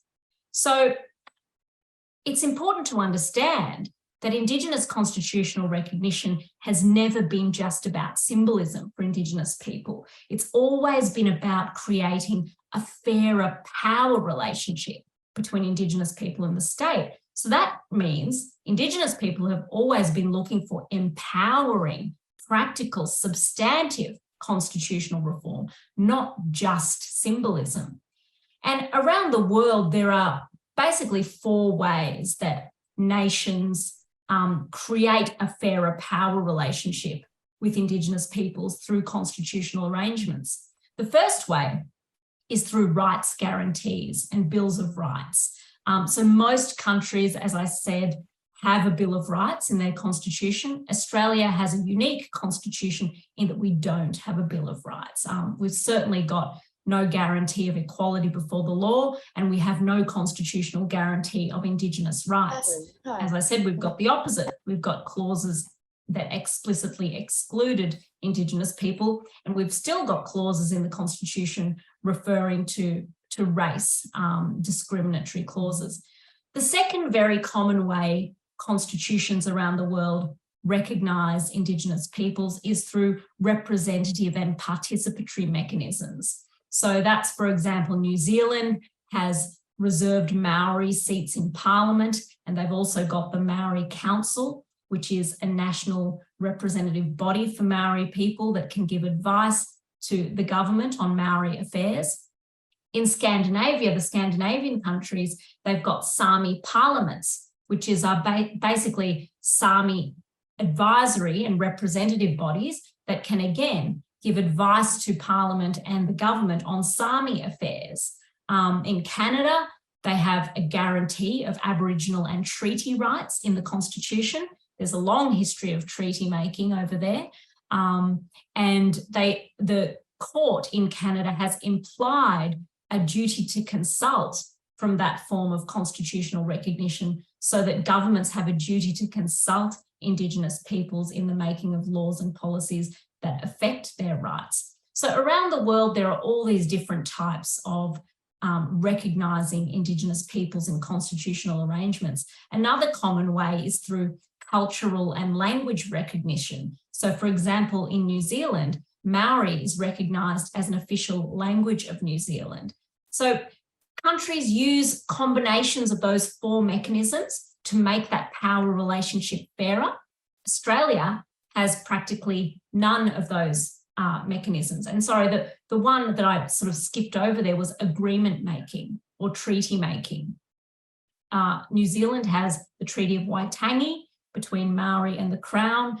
Canada and the USA have a long history of treaty making. And of course, in Australia, we had no founding treaty with Indigenous peoples, although there is agreement making under native title arrangements. So in Australia, as I said, we've got none of these mechanisms, or very few. So as a result, as I said, Indigenous people occupy this position of extreme powerlessness in their relationship with Australian governments and parliaments. And because of that, there's this long history of Indigenous advocacy, people calling for empowering constitutional reform to create a fairer power relationship with the Australian state. Now, the 1967 referendum was Australia's most successful referendum to change the Constitution. And what that did was it removed the explicit exclusions of Indigenous people from the Constitution and gave Parliament, the federal Parliament, a special power to make laws about Indigenous peoples. Now, the problem was it left the job half undone because it didn't implement any rules or guarantees to make that power relationship fairer. It still maintained the top-down power relationship. So it gave Parliament a power to make laws about Indigenous affairs, but it didn't guarantee that those laws would be fair, and it didn't guarantee that Indigenous people would get a fair say in the making of laws and policies made specifically about them. And this has created problems because, as a High Court case subsequently showed, that power that Parliament uses to make laws about Indigenous affairs can be used to support positive or negative laws, right? So Parliament has and can create good laws, like, say, the Native Title Act that recognises Indigenous rights, but then Parliament can equally wind back those laws, like Howard did with the Wick 10-point plan, where he watered down native title rights. And it's very hard for Indigenous people to properly influence those decisions when they're only 3% of the population. So this is why people like Patrick Dodson and Galarrwuy Yunupingu and Noel Pearson and so many, Marcia Langton, so many Indigenous leaders over the years have called for Indigenous rights and interests to be recognised in the Constitution. Because, as Galarrwuy explained in 1999, he said, our Yolngu law is more like your Ballanda Constitution, as in your white people's constitution, than Ballanda legislation or statutory law, because it's more locked in. It doesn't change at the whim of short-term political expediency. He said, if our Indigenous rights were recognised in the Constitution, it would not be so easy for governments to change the laws all the time and wipe out our rights. Now, what he meant by that is that the Constitution is a more stable, locked-in law because it can only be changed by a double majority referendum, like I said. Remember, ordinary legislation, you just need 50% to change it. Indigenous rights could be legislated, but then they can be legislated away. Remember ATSIC?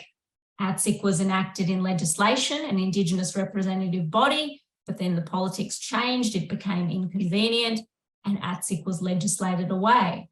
Indigenous people are seeking recognition in the Constitution because the Constitution is more locked in. If you put something in the Constitution, it's more guaranteed, it's more permanent, it's harder to change. It's like an enduring, permanent promise. That's why it's so important.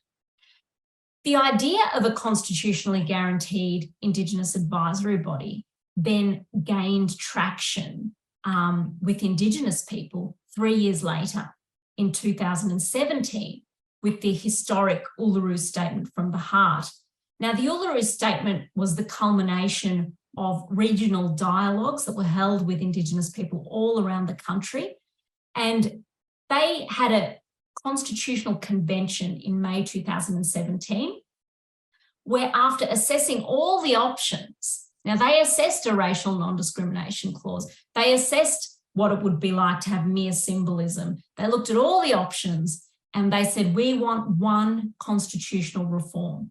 We want a constitutionally guaranteed Indigenous voice. In other words, a constitutionally guaranteed Indigenous body to facilitate Indigenous advice and input into laws and policies made about Indigenous affairs. That's what the Uluru Statement asked for. And it also asked for a Makarrata Commission to be set up in legislation. So essentially an agreement-making or treaty-making commission. So the Uluru Statement was a historic moment. It was the first time ever, as far as I'm aware, that Indigenous people came to a national consensus on how they wanted to be constitutionally recognised. Most of the advocacy from the past came from different regions. 7 Indigenous delegates dissented, and the now Green Senator Lydia Thorpe was among them. But think about it, 250 delegates minus 7. That's something like a 97% consensus. That is an extraordinary consensus, especially when you consider the diversity and the political and personal, remote, regional, urban differences among Indigenous Australia. One reason I think that consensus was achieved is that the Uluru Statement exploded the false dichotomy between we want Indigenous constitutional recognition on one hand, or we want a treaty on the other hand. You might remember it used to be much more pronounced, this, you know, you have to pick a side. Are you in the treaty camp or are you in the constitutional recognition camp? And it used to be like, oh, the treaty people were the cool people, but the constitutional recognition people, they were the more boring people. Well, the Uluru Statement said, nah, we want both. We don't have to choose, we want both. We want a voice in the Constitution and we want agreement making, treaty making. And it makes sense that those two things go together, because think about it, you actually need a representative body for Indigenous people before you can have treaties, because who's going to sign and negotiate the treaty? You know, Indigenous people need a representative institution to negotiate and sign any treaties down the track. That's why you look at what's happening in Victoria. They've got a treaty process underway, but what was the first step they had to do? First step was they had to create a First Nations voice for Victoria, right? So that there was an entity to negotiate a treaty with government. Now, after the Uluru Statement, unfortunately, the former Prime Minister Malcolm Turnbull rejected the call for a voice in the Constitution, but his was not the last word. Turnbull's rejection actually galvanised the political left, and we saw Labor and the Greens giving support to the proposal. Polls consistently show around 57-ish% of Australians would vote yes, but there is a lot more work to do to ensure a successful referendum. A Joint Select Committee in 2018 confirmed that a voice was the only way forward in this debate. Barnaby Joyce, who you might remember this third chamber, this is a third chamber of parliament, that's utter rubbish, it's not. Barnaby Joyce retracted that, admitted it was a mischaracterisation and apologised. Turnbull has since done the same. He's admitted that it is not a third chamber, and he said he will now vote yes in the upcoming referendum. Prominent supporters have come on board, like former Chief Justice Murray Gleeson. A co-design process to flesh out how the voice might look was completed last year. And the new ALP government is now going to put the voice proposal to a referendum between August and November this year. I have to be honest with you, it is going to be a difficult referendum to win.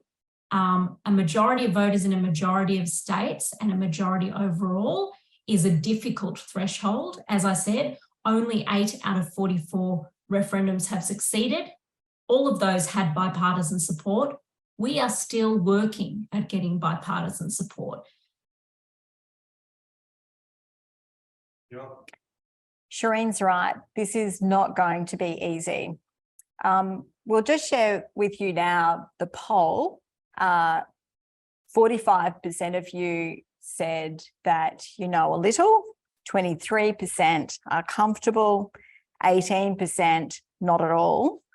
2 have volunteered to be a part of the campaign. And those 2 people, raise your hand if you're online now. Who are you? We happen to have a little T-shirt where you can get involved today, popping on this campaign T-shirt. We actually think that our audience, our staff, are probably more informed than the general public. And if almost half of you, 45%, are suggesting that you don't know much, we can tell you now that the general population, that's much higher. So we've got a long way to go. We've got a big job to do. One thing I just wanted to reflect on that Shireen said, just as a little reminder about those injustices that the Constitution has presided over, the forced removals, the massacres, the dispersals, church and government contrived communities called missions, segregation, stolen wages, stolen children, passive welfare, work for the dole, not employment. There are many, many more unjust policies and laws that the Constitution has presided over. These are not ancient history. They're not distant memories. The grandparents that walk through the doors of our OHUBs, the children and the grandchildren of people in our lives, in our schools and in our workplaces know this. They hear these stories every day. So this is in front of us. This is not ancient history. Yeah, Kerry, I agree. And I think it's just remarkable that given that hurt and humiliation that's happened over the last 250 years, what we have is Indigenous people putting a proposal to Australia for constitutional recognition, saying we want in. We want into the Constitution. We want a permanent and enduring partnership to be part of this country, to make a better future for us all. So I think that's just fantastic. There was no recognition of Indigenous people with the Endeavour. There was no recognition in 1788. There was no recognition when the Constitution was enacted in 1901. There was no recognition in 1967. And here we are now with Indigenous people making a modest ask for a voice, to have a say in matters that affect them as a form of constitutional recognition. So it's with great pleasure now that we are going to go to Eddie Sinnott, Constitutional Law Specialist. Eddie, picking up from Shireen's scene setter, would you like to start by telling us what you think is important about this whole story? Yeah, thank you, and apologies for being another constitutional law specialist. I do have slides, but I don't think they're very helpful, other than I've got the draft amendment in question. So if we need that later on, I can put them up. Shireen's covered a lot, covered everything. And I think there's probably more things that have come out of Shireen's stuff that, you know, I could go on multiple tangents. And I want to, I guess, give as much time for people to ask questions about what Shireen just said and discussed, and what you've also just said then as well. Two things immediately, though, that come to my mind when you said, you know, it's not just the distant past kind of thing. It's part of who we are. So, you know, my nan is 92. She'll probably outlive all of us, just because of how spiteful she is about some things. It just keeps her going. Love her. So she was born in 1930 in New South Wales, on a riverbank where they lived in a fringe camp in a town called Deniliquin, after the family had been told to leave the state-run reserve that they were living at before that. So you're not allowed into the hospital because, you know, they're black. Dog tags under the Protection Act, wards of state in New South Wales. It was at that time, from that area, that young women and boys were being removed to the Cootamundra Girls' Home, the Kinchilla Boys' Home in New South Wales. And you know, I've had the opportunity to reflect a lot on her life recently, when people ask me about why I do this work. And I think about her, and I also think about my son, who's 2. So the idea that, you know, he can grow up or will be my age someday and won't be fighting for the basic recognition. And I don't mean to laugh, it's just maybe I'm going a bit mad after the last 6 years of working on this reform. You know, won't have to fight for the basic recognition of our rightful places, First Nations people, but also everything that my nan has seen and survived and experienced, and, you know, her elders that were alive when she was young. So my son is named Arthur after one of my grandfathers, and that's my nan's grandfather that she grew up with. And seeing them together and that connection across our generations, and you know, the experience that they've had, what they've put up with, but what they've been able to do to ensure that we still exist today, and that we're still pushing ahead. And so that's just something I like to share as, you know, a little bit of insight into why I do this. Otherwise, it is a bit maddening, as I'm sure many of you can appreciate being in this space. The other thing overall I wanted to say before I guess, you know, try to encourage and any of the questions that come from it is, we focus a lot on, you know, how's this voice going to close the gap? What are the practical measures? It's a hangover in part from the symbolic versus practical measures kind of debate in reconciliation politics in Australia, especially from the Howard era.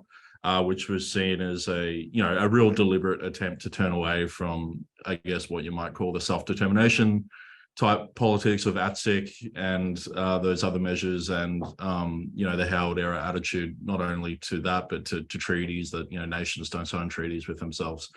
But I think more fundamentally that we don't have a unique existence or claim or place as Indigenous peoples. We are otherwise Australians like everyone else. We've got some unique cultural interests, but that's up to us. Otherwise, we're Australian individual citizens. And this still comes through a lot in the debate about, so why should Indigenous people get a voice? What about Chinese immigrants? What about all these other kind of people? And I think, most of the people I come across that have that argument are disingenuous and that they wouldn't support the reform anyway. But there is, I think, a level out there of just general misunderstanding and about, our history that we've just discussed then, why it is important to know that, and this opportunity that we have before us to be able to really drive change for once. So I'm a little bit more positive, I guess, about the opportunity before us. Shireen mentioned the hard record with referendums in Australia and the polling numbers. But one thing that I've found being involved since 2017 is I think Australia is different to what it's been before, perhaps not at the talking head level, and perhaps some of those representatives aren't as representative as what they might claim to be. But I think there is a general sense of goodwill and acceptance of the fundamental justice of our claim and of the need for this reform, and how important that understanding is to the practical measures itself. And I say that because, the truth is 234 years ago, this country was invaded. Dispossession, exclusion, injustice followed. In some areas of the country, especially in the north, where many of you are now, that's in much more recent history, as opposed to where my family, so my family first had contact with Europeans in the 1830s. At that time in Queensland, it was still very much, untouched. And when my family were, when my nan was born, or just a generation before my nan, Queensland was still very much frontier country compared to other parts of the country as well. And in this debate, I think sometimes we can lose track of what that fundamental claim is for us as Indigenous peoples, and how important respect and recognition of that place is for the practical measures as well. And I say that because none of the decisions that we talk about, whether it ends up in something like Juukan Gorge being destroyed through a process of regulation that enables something like that to happen through the Native Title Act and through the heritage protection laws, whether it's all of the other kind of things that we talk about, none of that has occurred in a vacuum separated from our dispossession and the disrespect for us as First Nations people and the lack of recognition. And Shireen spoke a little bit about the international examples and about how other countries have gone about doing that, whether it be through treaty, through representative bodies and stuff like that. And the truth here is that we just have never had any of that. And so, we're talking about that 234-year history. We're now 234 years into a very complicated, developed political, legal, social relationship where we are intermixed. That is the truth of our existence. And we have to be able to find a meaningful way through that and through what the reality of our situation is, to be able to give meaningful expression to that relationship, but also to our rightful place as First Nations. And that's why I'm a big advocate of the Uluru Statement and voice treating truth, but voice in particular. And when I talk about the voice in the Australian Constitution, I can do it very boringly. Not that Shireen's presentation was boring, but if you listen to a constitutional lawyer for a couple of hours, you can start banging your head against the wall, and about all the technicalities or the rules of why we can and can't do things. But I think more broadly too about the constitution of our nation, of the institutions, of the families that we exist in, the social and cultural space. And we're talking about changing the culture and power of decision-making in this country. And so, not necessarily that we can guarantee that a Juukan Gorge may never happen again, but that the circumstances for it to happen may never exist again. That we start to, and I often tell people, it's not going to be a silver bullet. It's not going to be an immediate change overnight. We're talking about a real investment in changing our future for the better. And that's what the delegates, and as Shireen discussed, really came out at. We've, especially in North, in Queensland, WA, South Australia, we've been fighting hard through native title agreements and negotiations for decades. A lot of our people are tired of it. You know, how are we expected to go straight into a treaty negotiation from the disempowered position that we're in and knowing how it comes out and how it happens? And so the voice kept coming out as that linchpin that we needed in structural reform for the practical measures, but also the very important and powerful symbolic reasons to actually, you know, force that respect and the change in the way decisions are made, and then be able to negotiate our relationship into the future. So, you know, ATSIC is an example that's used often, but I'd simply say, so we can't be ignored. People can't continue to deny that we exist and that we have legitimate rights and unique issues because of that existence, but also because of all of the socioeconomic things that, you know, we're all involved in, that we understand that we're trying to overcome as well.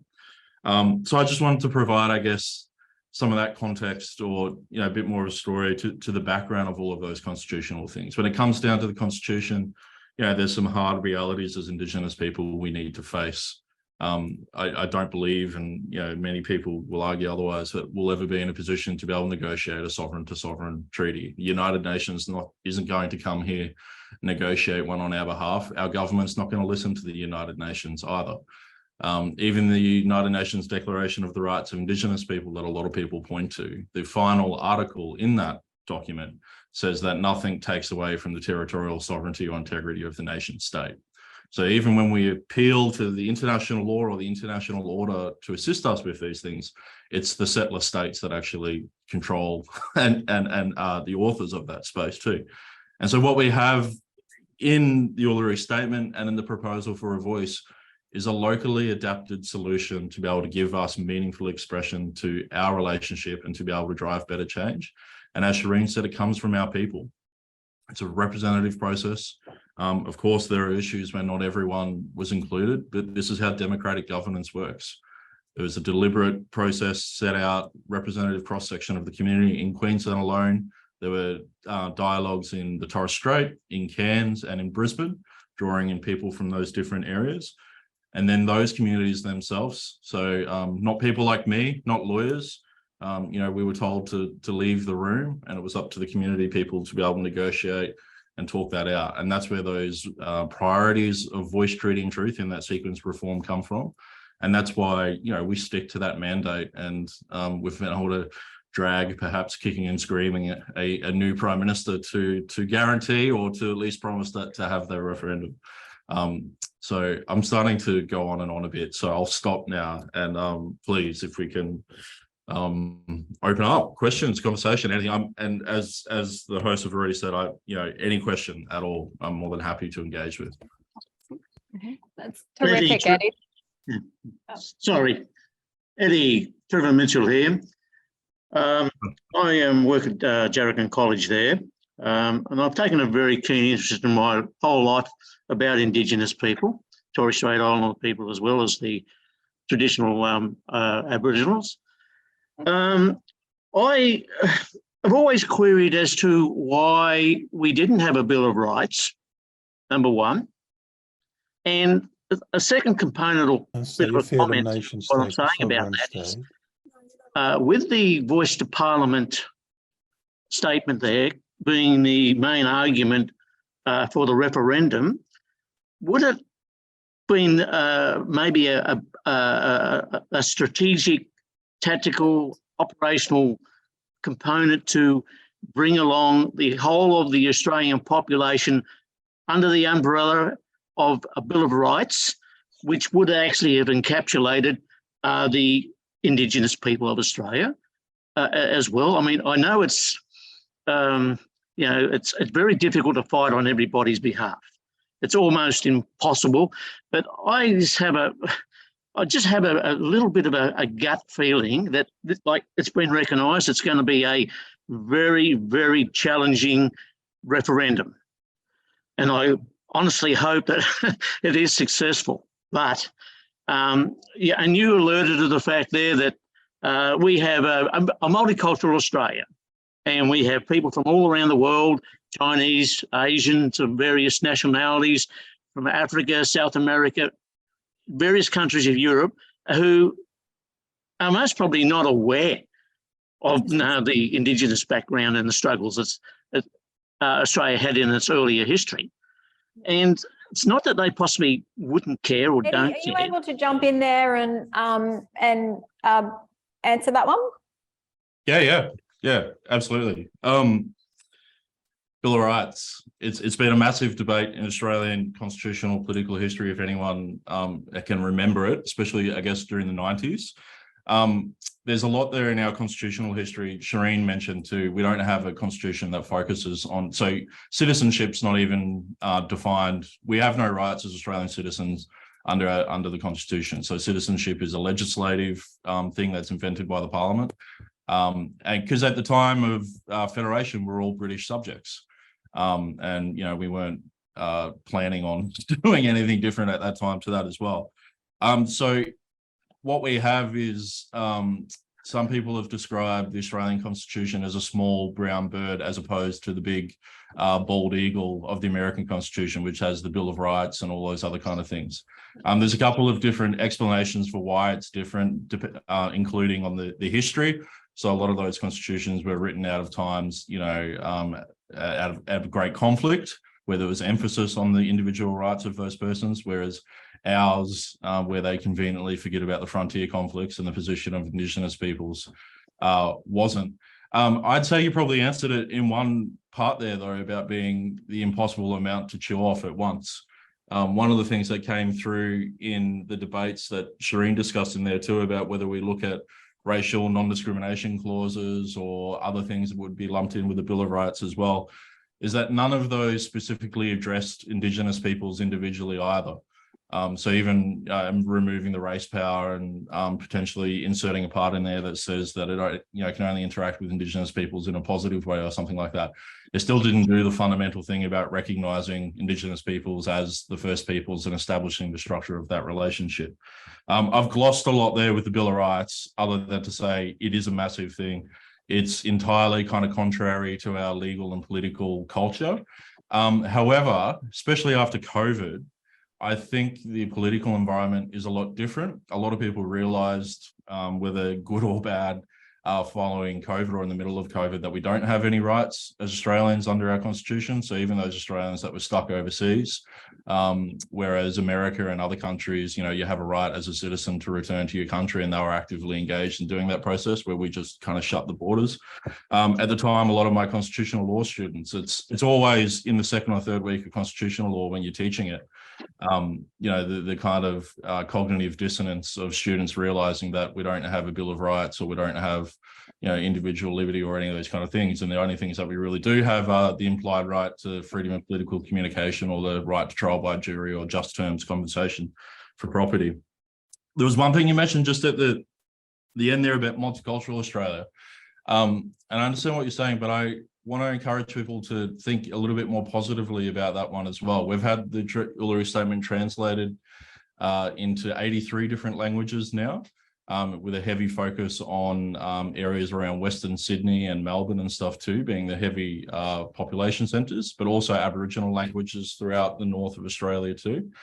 And it generally is a population, especially migrant Australia these days, that is much more receptive and understanding to our history and our experience, and to embracing a different idea of who Australia is as well. So yeah, I'll probably leave it there, but you know, we could, Bill of Rights, another one we can talk about for years and years as well. Well done on that. We do have a question on the chat, but we might just first go to Hopewell OHub that has a question.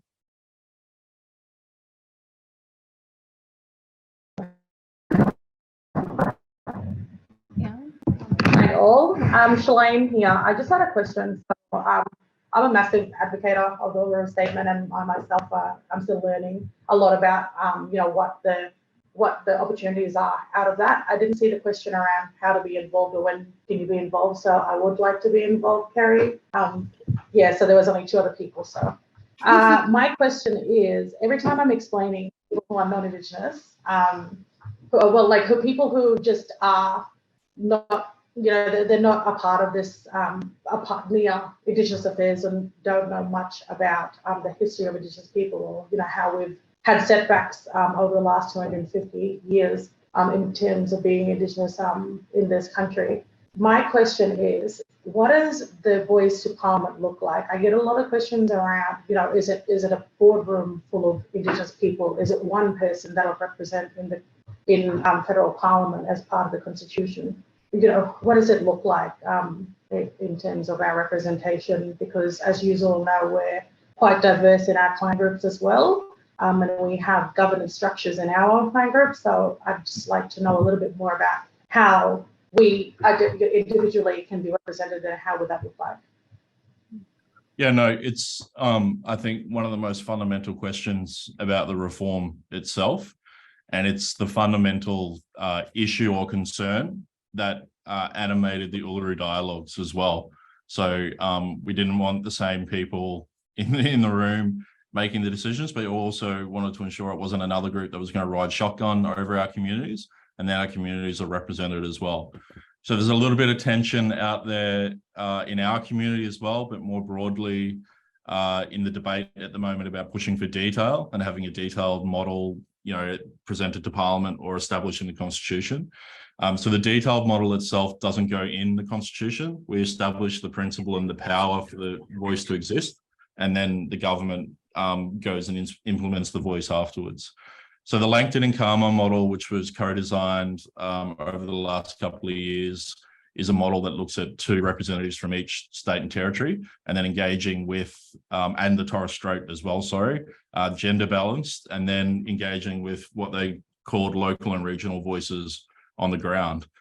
There's some concern with that as well, but what the government has committed to is finalising the design of the voice and what it will actually look like with our community after the referendum. So that was in the last communique from the Referendum Working Group. The position of the Uluru Dialogue is that the power or the empowerment for the voice, or the basis of its authority, should come from the community, like you just said. So the different clan groups, the different governance structures that we have. It could be based on a regional structure, depending on what you have, in North Queensland, in New South Wales, where I'm from. It could be based on something closely aligned to the land councils, but that's contentious as well. A lot of people balk at that idea because it's complicated, it's complex, it's relationships, it takes a lot of time and resources. But our response to that is it's not worth doing unless you're doing it properly and you're empowering our communities and you're basing the authority there. One of the practical kind of things about how that can look like, which has been done in other places as well, which was something that was proposed to be part of ATSIC as well, is having recall mechanisms on voice members. So if the community is not happy with the performance of the voice representative, however many they are, then you can have a recall mechanism, which means you can have a vote. And if you reach a certain number of people that are eligible to vote, then you can recall your representative. If anyone is interested in that kind of stuff, Gavin Newsom, the governor in California, was recently someone recently tried to recall him through an election. He survived that. But there's some of the practical measures that can be put in place. So when we talk about what it will look like, we don't have a definitive model. We have more so the principles and the ideas behind it and what it's supposed to do. So the Langton and Karma model is one example. And then there's the principles the government has committed to be able to drive that. And this comes up in the idea about having a detailed model. And the thing that we say, there's no point in the government just ramming that down the throats of our communities if it's intended to be a self-determining voice that hears our community's voices. If our communities themselves aren't involved in the design of that and having buy-in, then it's not going to be meaningful and it's not going to be successful.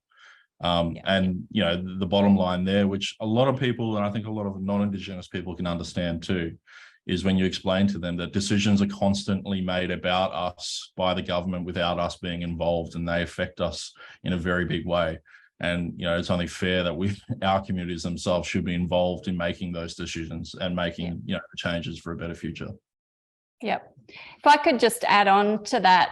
So everything Eddie said is absolutely correct. It's such a critical question, and it's also one that's come through on the chat as well as obviously from the OHUB. But the CAPE has actually done a lot of thinking about this, as have other people, but including through our work with empowered communities. So the collaboration across 10 different regions of Australia that has been trying to put in place, without the structural reform that constitutional recognition will provide, empowered communities is trying to be develop a better partnership with government, an empowering partnership. So what's been very clear from that experience, but also consistent across all the Indigenous input and the long history of Indigenous input, is that this model has to lead to local empowerment. Like, that is the consistent call from local people. So we really talk about kind of needing the voice to be in two parts: local voices, being able to kind of link directly and talk directly to the national level voice, so that for the first time we can have a proper, cohesive, integrated system across the nation where Indigenous people can talk from the ground up to all levels of government, local government, state and territory governments, and to the national government. So that's really important, and we're pretty confident that, that that's where the voice model will end up. The constitutional recognition question is a question of principle. Do we want a voice? Do we want to enshrine the idea of an Indigenous voice in the Constitution? What comes next is the detail of the model in legislation in Parliament, and we can spend the next 65,000 years, if we need to, perfecting that detail of that model. So it is not a critical question for the Constitution for people to have the details. And what Eddie's referred to there is kind of a bit of the political interference that's been run at the moment with the Liberals and the Nationals, perhaps trying to confuse the Australian public, saying, where is the detail of the model? So we're in an interesting place at the moment in terms of the politics. And Eddie, picking up on your earlier comments, I think one of the things that can give us hope is the Constitution is about the people of Australia decide. This proposal is being put to the people of Australia. It's not up to the politicians to make the decision. So let's hope that that political interference doesn't get in the way of kind of the key message here, which is about constitutional recognition after all this time of an Indigenous voice, so that we can have a better future together. We might actually get the amendment up on the screen so that people can actually read that, unless you've got it to share there, Eddie. We also have it. You guys can do that if you like. I was just going to quickly, there's a question in the chat from Will that's really closely related to what we're just discussing then. And it's basically about, diverse people as we are, how the voice might represent a diversity of opinions of any given community. And it is a really important question, because it's one of the critiques that comes up from people that are against it as well, saying, I don't need, this one voice can't possibly represent us all. It's never, and it's a little thing about really it should be First Nations voices that we're talking about. The emphasis from the Uluru Dialogue and from the reform all this time has been being able to represent the diversity of those voices and understanding how hard it is in different regions and areas as well. But I think the Uluru Dialogue model is a very good example of that. It goes through consensus decision-making, and even through the current Senate committee processes and whatnot. If you have a minority opinion, when you go through consensus decision-making, or if you have differing opinions, those can still be tabled and registered as part of the report or the decision of the group as well. So a really good example of this is the Senate committee's report on Juukan Gorge, where Senator Lydia Thorpe and others were able to table their minority reports as part of the majority report as well. So it's not going to be a process, and it shouldn't be a process where people are going to be congealed or forced into the one opinion. It is genuinely, as we envisage it, and for it to have effect and for it to have meaning for our people as well, is going to be a process that enables each community to be able to have their voice and their opinion heard. Do you want to have a look at that amendment? Can you see that? Yep. So this is the draft amendment that the Prime Minister released at GAMA last year. It's based on the work that's been done over the last couple of years, since about 2018. So it's had a lot of people's hands all over it, from community through to the legal profession. And most recently, Indigenous Law Centre with the Uluru Dialogue hosted a series of workshops with the legal bodies in each state and territory as well, on workshopping the amendment and talking about what any potential issues could be and what needed to be changed or finalised before this amendment is put forward. So the process, I should explain as well, is there's a bill that gets introduced to Parliament that includes this amendment, and it includes the question that will be put to Australian people. Once that bill passes Parliament, that then basically starts a timer or starts the stopwatch on when the referendum can be held. So 2 to 6 months from there. And so this draft amendment at the moment, and it should be finalised, I believe, in mid to late February to be introduced or to go to a committee and then introduced to Parliament. So very simply, there's 3 parts. So in recognition of Australia's Aboriginal and Torres Strait Islander peoples as the first peoples of Australia, so very symbolically important. And we shouldn't underestimate the power of symbolism in constitutional documents as well. They're different to normal pieces of legislation or contracts. They are foundational. So the first part, there shall be a body to be called the Aboriginal and Torres Strait Islander Voice. The Aboriginal and Torres Strait Islander Voice may make representations, which is advice, but representations is believed to be more inclusive of different types of advice. To Parliament and executive. So we can be, the executive part there is included so we can be involved at the very beginning of the policy process, not just when it comes to Parliament or after the fact, on matters relating to Aboriginal and Torres Strait Islander peoples. And then the Parliament shall, subject to the Constitution, have power to make laws with respect to the composition, functions, powers, procedures of the voice. So there's a couple of things in there that have been people are trying to iron out throughout this process. Who gets to determine what matters relating to Aboriginal and Torres Strait Islander peoples are. So whether or not it needs to be expanded a little bit there to make that clear. Our position clearly is that's up to us to determine what a matter to us is, not shouldn't be left to the Parliament or the courts or anyone else. And then also there's some jockeying over whether or not it should be more explicit about how the body is made up or who's eligible, not in the sense of its exact model, but, in the sense of Aboriginal and Torres Strait Islander people. So some people have said, well, who will be eligible? I think the general opinion is that it's pretty bloody obvious who would be eligible, considering the name of it is the Aboriginal and Torres Strait Islander Voice.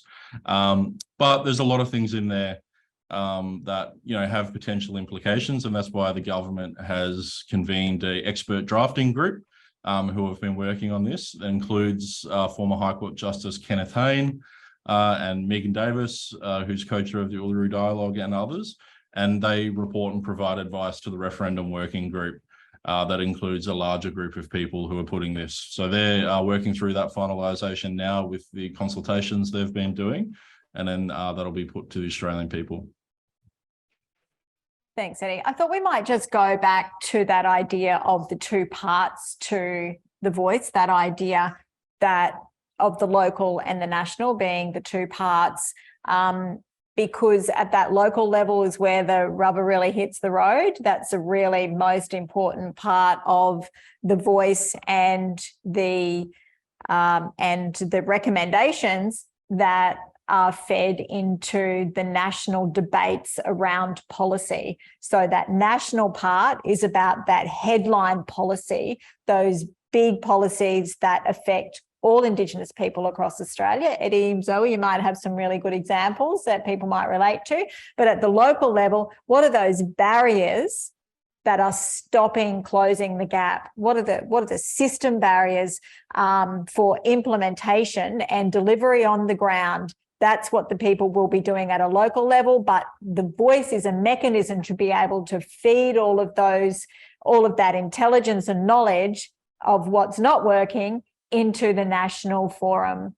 At the moment, there's none of that. That's not happening at a local level, and it's not happening at the national level. And in between, there's that regional interface that will provide policy support and secretariat support, like our function here that we've been testing with the Empowered Communities framework, is we provide local groups to do the work on the ground and to co-design and to think about and talk about that policy change that's needed. So that's what that regional interface would do, but the local voices are on the ground doing the work and feeding that really important information to the national policymakers. Exactly, Carrie. And I think a really good example that, people can imagine is say if we were negotiating the closing the gap framework now and the targets now, the headline policy would be done at that national voice level, informed by local voices, but all the implementation and delivery, how that's going to look to close the gap in Arakoon needs to look different to Brisbane, needs to look different everywhere. So locally, people will develop their own priorities and their own strategies to go forward with something like this. But for the first time, we'll be able to link those two things. And we might just go to Jan. Can we get Jan up? Yes, I'm here now. Thanks very much, Jan. Jan's in Canberra. Yes, I work for the Language Centre, Pama Language Centre. And of course, first I want to say that I've, since I'm not working in Cairns and I'm working on a special thing, I've been a bit isolated from all these things that have happened. So first I want to say that I'm surprised and happy how far you have taken things and how much work has been done. And I understand how difficult it is to, to clear these last hurdles. But of course, I agree with everything that has been said today. And I know Shireen from before. It's the first time I hear Eddie, and it's been a pleasure. I just have one small question about a detail. The United Declaration on the Rights of Indigenous People, in fact, doesn't recognize the integrity of nation states. It recognizes the integrity of independent and sovereign states. Don't you think that there is an important difference? But I know that in common usage, people equate sovereign state and nation state, but I come from the part of the world where the idea of the nation state unfortunately was developed during the Romantic era in the 19th century. And they had this idea about one sovereign state, one nation, one people. So I think that it's a bit unfortunate that in common usage, there's an absolute equivalence between sovereign state and nation state, because the connotations of nation state, which most people are not aware of, is that there should be some kind of forced assimilation, similarity, unity, even though, in fact, the declaration only uses the word nation when it talks about First Peoples and First Nations. Jump in there, and then if this conversation sounds like it's quite a big one, so it might be something that you two can take offline intellectually, but see how you go. All right, well, it's absolutely correct, and it is a fascinating history. I'd love to talk to you more about it, especially the history from where you're from. And my thesis, I won't go into it, don't worry, focuses on a lot of German philosophy from around that time as well, when the nation state was being developed and everything else. And yes, it is, I guess, a slip of the concept, what do you call it, creep or whatever it is. But even then, with territorial integrity and political unity of the sovereign and independent states. So we're dealing with that and the status of what international law is, as opposed to our domestic law in the Australian Constitution as well. And as far as the Australian Constitution goes, when it comes to the territorial integrity and whatnot, we've got to be able to, I guess the question is, how far can you push, or what's the reality of First Nations people being deemed, political unions or sovereign states or independent states themselves, and having that recognition of international law, and the extent to which the Australian state would be willing to accept or cede to that agreement and recognition as well. And I think the reality of that is they're not. The High Court and the political system in the Australian state's been very clear that Indigenous peoples don't have sovereignty, don't exist as independent states. And I don't think we have or would be able to attain that in a seriously impactful or practical political way at an international level to be able to force the Australian state to do anything beyond that as well. So it is a loose use of the common language of the nation state within that. But I think even if we got down into the nitty-gritty technical of it, and I think also there's an important point here about what could be technically feasible as a legal or political concept, as opposed to what is politically real and achievable. So technically, if we wanted to, we could rewrite the entire Australian Constitution and start again and set up an entirely different relationship with First Nations that is on an equal sovereign to sovereign relationship. But whether the political will actually exist for that or not, I don't think it does. And that's the hard line that we have to face when we're talking about, I guess, adapting a local solution to what is the issue to still be able to give meaningful expression to Indigenous sovereignty through this process. So that would be my shorthand to a wonderful question. It's a big question. Someone has asked for a Q&A session for the organisation, so we can definitely get that happening. Especially after this, you'll have a lot of questions. If we could collate those, and we'll organise some sessions across our staff. So we'll work out how we can do that. We're also, Zoe and I have been developing some educational materials. Eddie's groups have got some educational materials as well, some explainers. So they are being produced as we speak. So nice, easy question and answer type documents that should help to fill in some of the gaps for you. Yeah, there will be a lot more information coming your way, remembering that the official campaigns haven't even really kicked off yet. So again, it's going to be a big year. So hopefully if we did that, we will do the poll again a bit later, but if we did it at the end of the year, you're all going to say that you're experts across this entire topic, although maybe we'll leave that last one for Jan and Eddie to nut through with each other.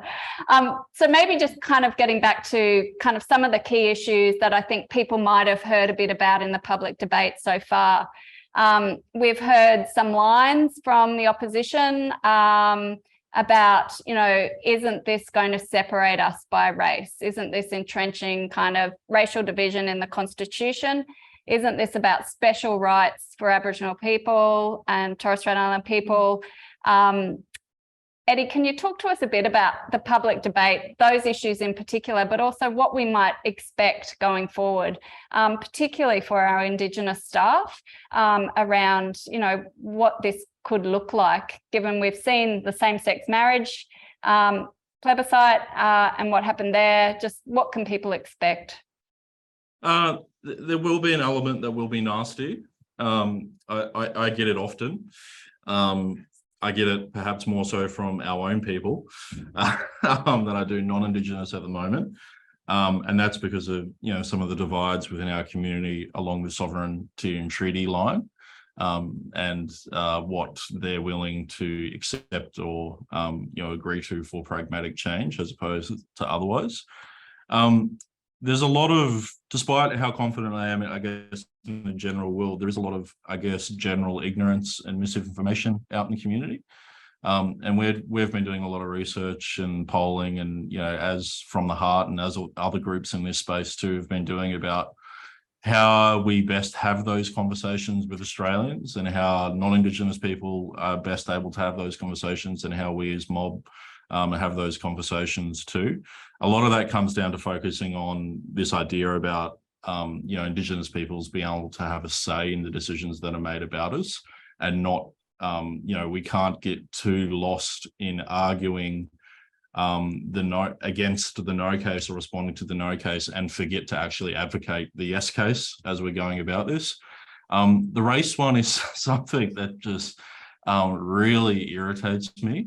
The idea that our people were once denied our rights because of racism and that we would now be denied those rights again because people can only understand us through the racism lens or as a race of people is incredible to me. It's an illogical kind of fallacy. But, the problem I have is that I guess I'm talking at a level in an academic space that's not talking, and I keep trying to think about, well, how can I have that conversation with people out in the street and not try and, you know, pin them down and argue with them for 45 minutes about how racist our history and the Constitution is. But there are very simple things that I think, as I spoke about at the start, about people do understand about when you can talk to them about we should have a say in the decisions that are made about us. It's not about recognising or creating special rights. We already exist as Indigenous peoples. We have for a long time.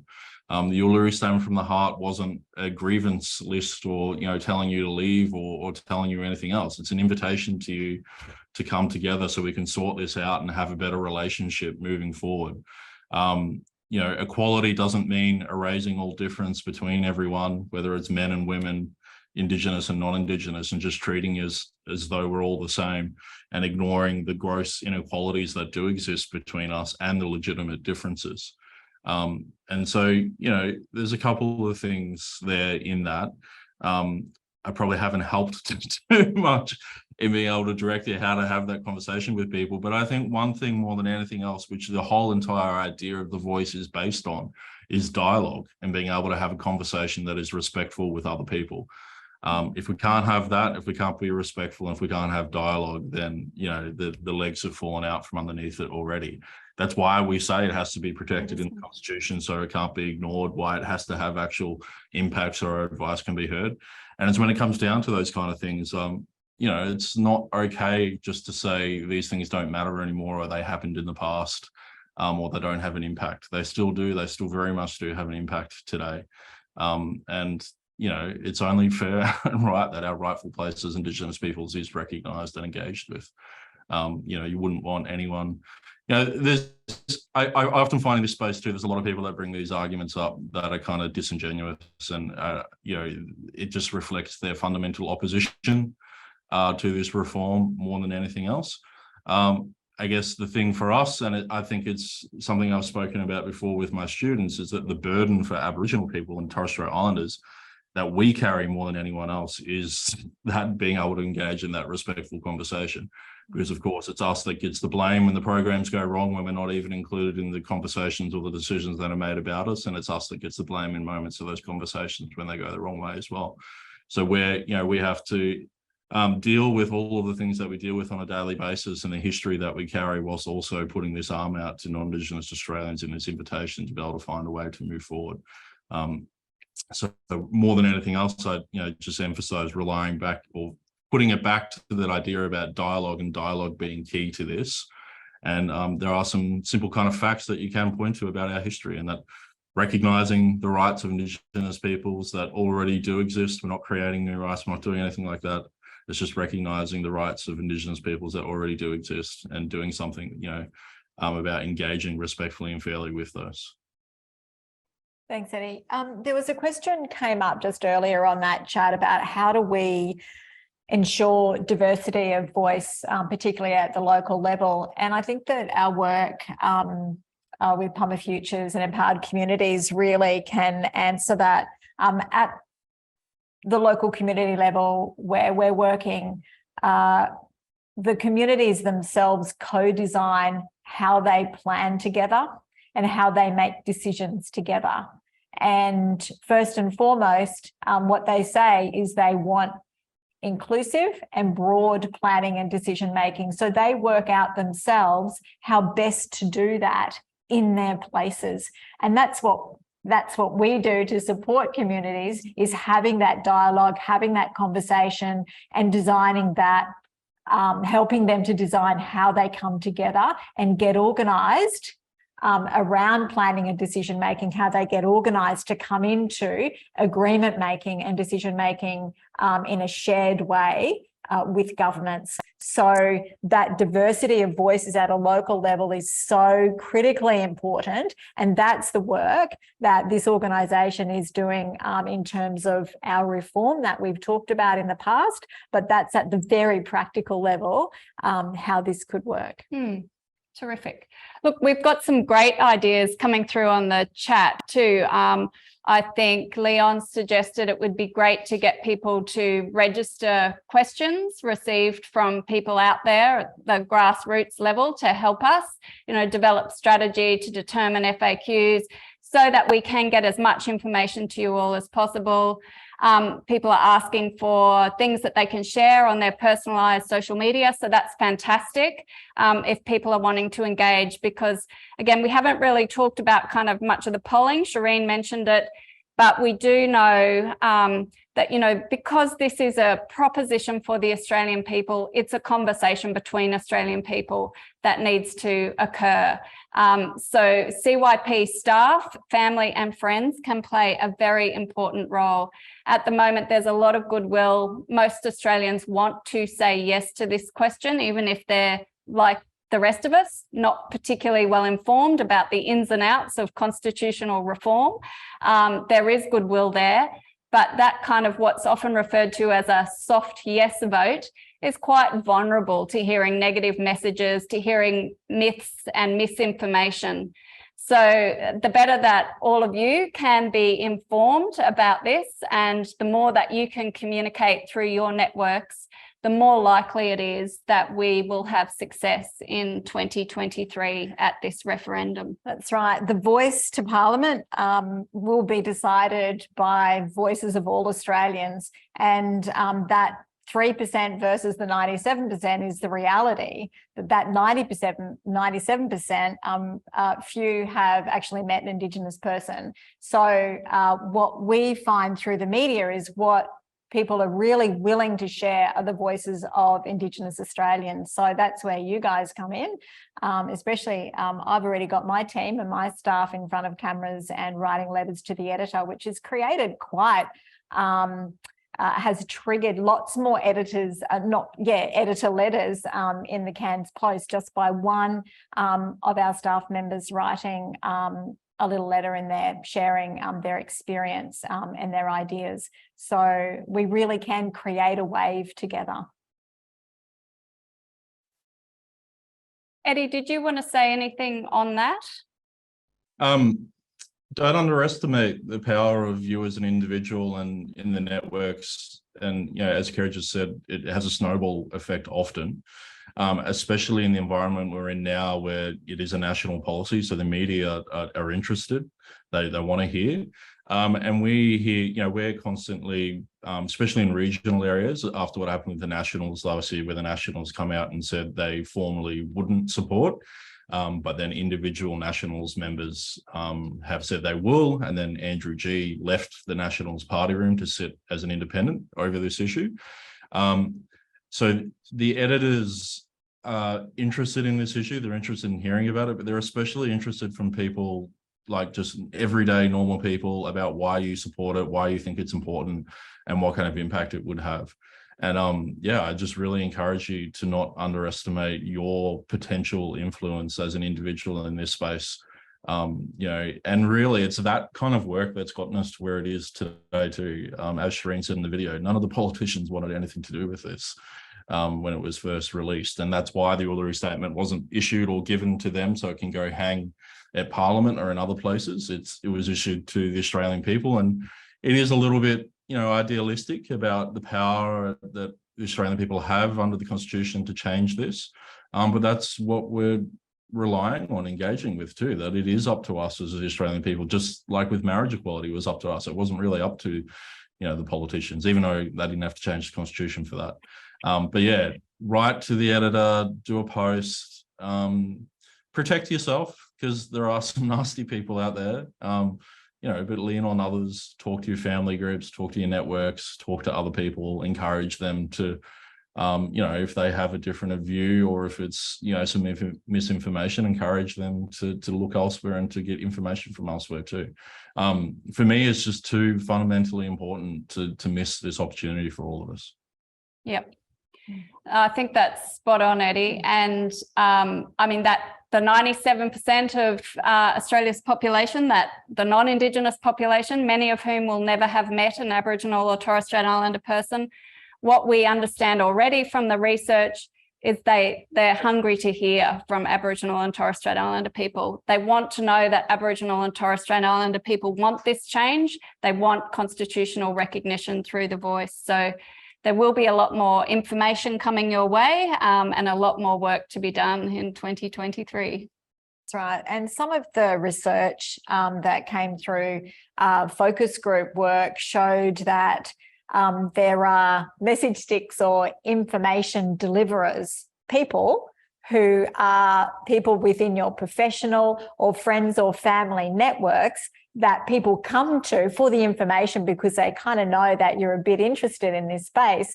And so that's up to us. If you think about just our staff of 300 people, not over 300 people, your professional network, your friend network, and your family network, if every one of those is across this and then they have networks, that's how we win this. Stephen's just put one in the chat there. Sorry, I was just going to say my very simple one is so we can't be ignored. There's a lot of other things you can say in response to that about, you know, and as I said, importantly, one of them is being involved in the decisions that are made about us. But people will often come back and say, oh, why does that have to change the constitution though? Or can't they just do that already? Or they already have all these representative groups. But the thing with all of them is that they're all still ignored at a certain level. Like I said, that vacuum that happens. And so for me, one of the easiest kind of linchpins in that conversation is so we can't be ignored. We've been ignored for the longest time. There's this unresolved issue at the heart of our nation. We should fix it and we'll have a better relationship. And Eddie, hasn't there been, since we started this work almost 10 years ago, there have been 8 prime ministers or something in that time, and it's things aren't changing. And something like 12, government reports from different processes. It's something the opposition likes to point to now. Nigel Scullion was even mentioned recently when the Nationals were talking about it. And, my response to that was Nigel Scullion was minister. And, for some people, he did a lot of good things, for others he didn't, but was minister for 7 years for Indigenous Australians, and none of the closing the gap targets moved in the right way. So the status quo and the idea that the system is broken, that cuts through to Australian people. They understand that the system's broken, it's not working. They can see all the money that's being spent. They can see the issues that are still there. And we're saying, we're more than happy to take on the responsibility to fix this. Yeah, and there's been plenty of opportunity to take a legislative approach. I think that's, it's incredible, really, when we have such strong agreement, really, about the need for constitutional recognition of First Australians. So we have had 8 prime ministers across the political spectrum who have all supported constitutional recognition.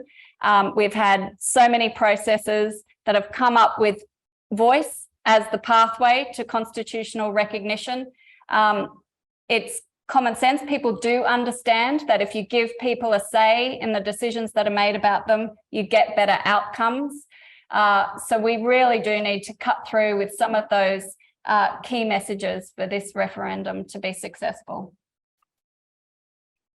And more people through the chat are saying we want some assets, we want some materials to share. So we're definitely moving very quickly towards that. Yeah, I was going to say one of the annoying answers I have is that they're coming. Yeah. But they really are. It's true. From our side as well, they're being updated. But one of the things that we're kind of in this weird holding pattern too is waiting for the final amendment and question too, so we can really, so we don't have to change everything. So there's a weird kind of holding pattern thing in the middle there. Someone's also said, what happens if the referendum is unsuccessful? Is there still an opportunity to get what we want post-referendum, or is this our first and only crack? It won't be, so don't worry about that. But rather than just being a smart ass and answer that question too, I don't think it is. Auntie Pat that we work with always says, this is it for me. I'm old. You young people are gonna, ruin this for me if you don't do it right. And in a good way, she's trying to encourage us. But I don't think it is. I think the relationship goes to the heart of this country. It's been unresolved for such a long time. It's not, we're not going anywhere as First Nations people. and we're not just going to give up. There are things that the government can do legislatively, including the Makarrata Commission, which they've committed to, which is a treaty and truth-telling process. And even if the referendum is unsuccessful, they can implement a legislated voice as well. It's not what we want first. We want the constitutional amendment to be able to give it that greater power and structural reform and change. But it's not the end of it. And, you know, Ireland, a little bit different for all of the various reasons, but it took them 3 cracks at a referendum to get abortion up in a country considering its Catholic history and all of the different issues they have there as well. So a failed referendum isn't the end. You'll hear a lot of people say how devastating it will be, and it would be hard if it was failed, but I don't think it's anywhere near the end of this. It's a good point, Eddie. If it doesn't get up, it's not going to go away. But we are going to resolve this issue for future generations. Let's get it done in 2023. Let's not leave it unresolved and hanging for any longer. I think it's been long enough. Someone's asking for the Facebook handles and things. We'll send out maybe an EDM, Adam, our comms manager, will send out to some links to Eddie's Uluru Dialogue, the campaign links and knowledge centres and empowered communities as well. So, Adam, will you put up the poll to see how people are feeling? And we need a way to collate all of your questions so that we can make sure that all of these amazing educational materials, Eddie, that we're all pulling together, answer all the questions. So could we, I think that we'll just wrap up now. Eddie, thanks so much for your time. We should do this again sometime, and to our staff, we will get together again and have some forums. I'd really like to hear from all of you what you think you can do on the ground in your places, and give us a yell if you need a hand. Do you think so? Yeah, terrific. Eddie, do you want to say anything by way of conclusion? Thank you for having me. Thank you for putting up with me. Please feel free to reach out. I am online and on my email a stupid amount of times. So I'm more than happy to engage with conversation, or if you have any questions, or if something comes up and you see it out in the community and you think this is a great idea, it's very much about the community out there and being able to get them on board and them being in the place that they can make an informed decision when it comes to the referendum. So please do reach out. Thanks, Eddie. You can continue a bromance with Yarn offline. Still there. Okay, so to CYP staff, you're off for lunch now, and we'll be reconvening at 2 p.m. What's the time now? Is it 1 o'clock? 2 p.m. Do we go back to the poll? Or poll. time? Do we have any poll results? Oh, we do.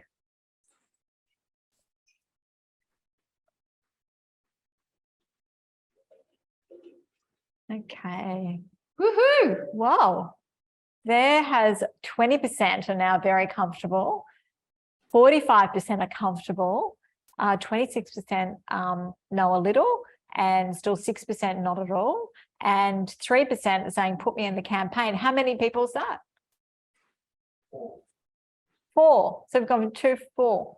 Excellent. We've improved across every We've measure. doubled. So okay, we'll close the gap on these numbers by August. Okay, we're going to go. Thanks very much, everyone. Please send in your questions and ideas on how we can ramp this up.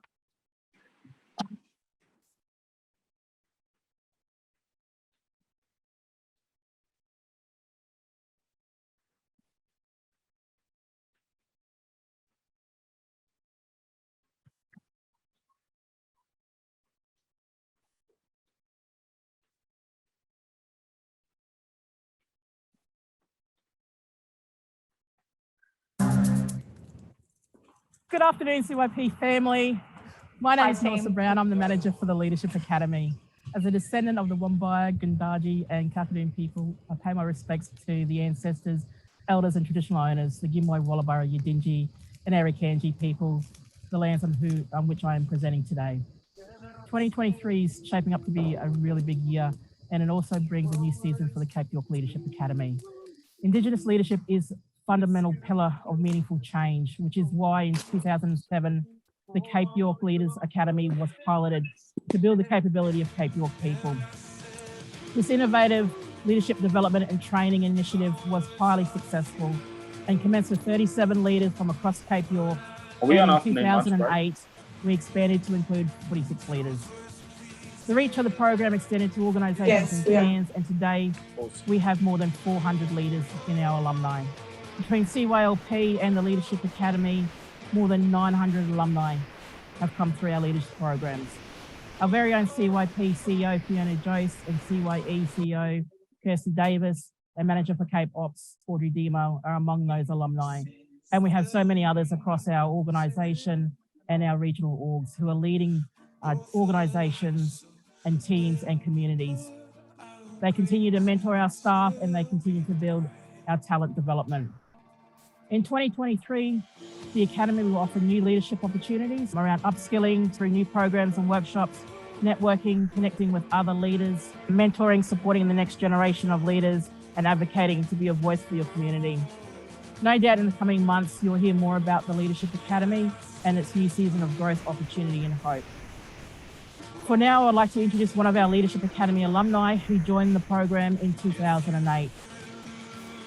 She's been an active member of the Academy and the Cape York Leaders Program since.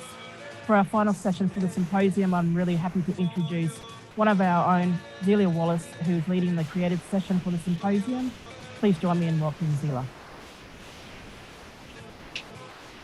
Yura Zeila Wallace. I'd like to introduce these two beautiful jalbu here beside me, ladies, Kirsty and Karita.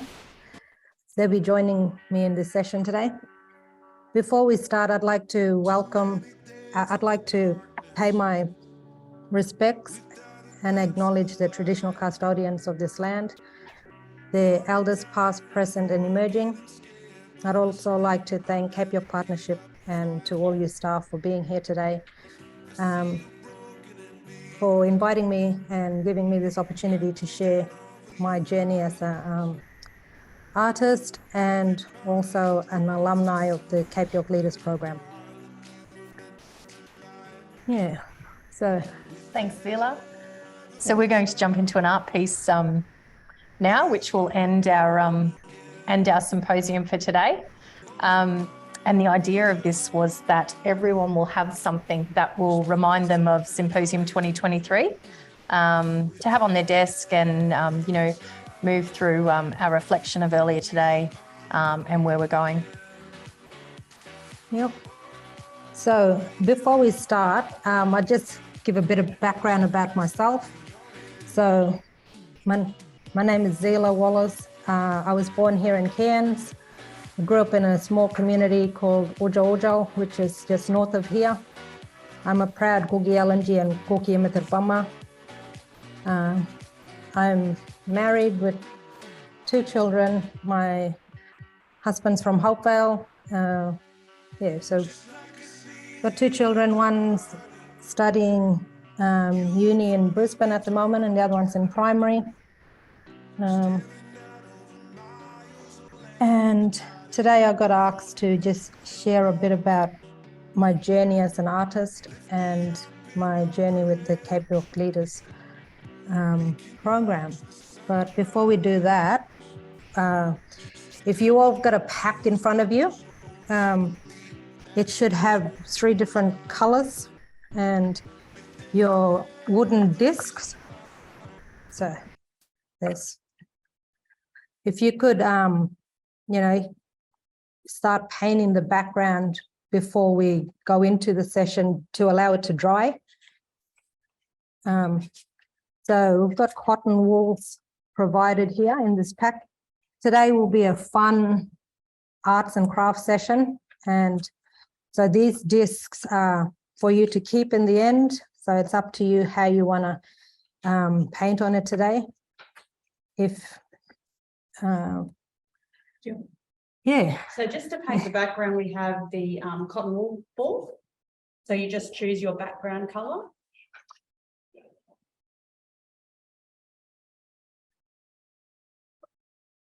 So this is sorry, this is the cotton wool ball that we provided. We had to sort of improvise a little bit with the materials. So to paint your background, just choose your background color. I'd probably advise on the darker colors just for coverage, given that we can't do 2 coats in this session.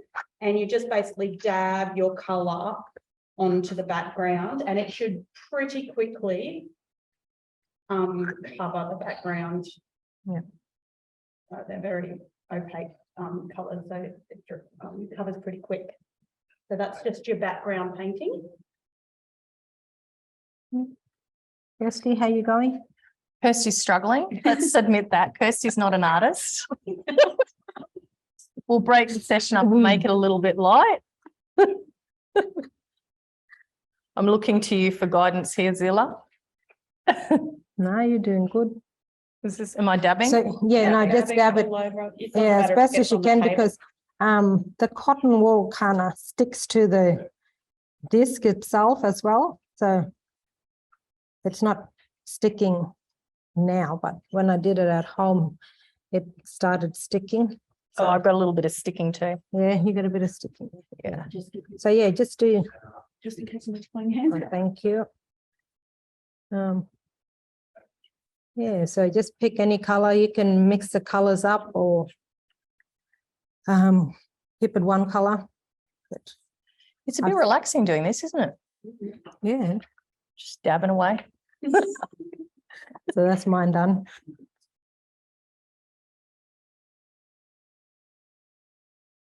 Feel free to ask any questions throughout the session if you'd like. And yeah. So tell us how you got into art, Zeila. So growing up, I've really enjoyed drawing. It wasn't until later on in life I started enjoying actually painting. So as a teenager, I'd sit on the dining room table with my dad and we'd do Indigenous art, together. So my dad's the artist in the family, and his dad was an artist as well. Wow. Well-known artist and storyteller from Hopewell. Yeah, so he's actually got a book, and I don't have it here. Yeah, so Milpy.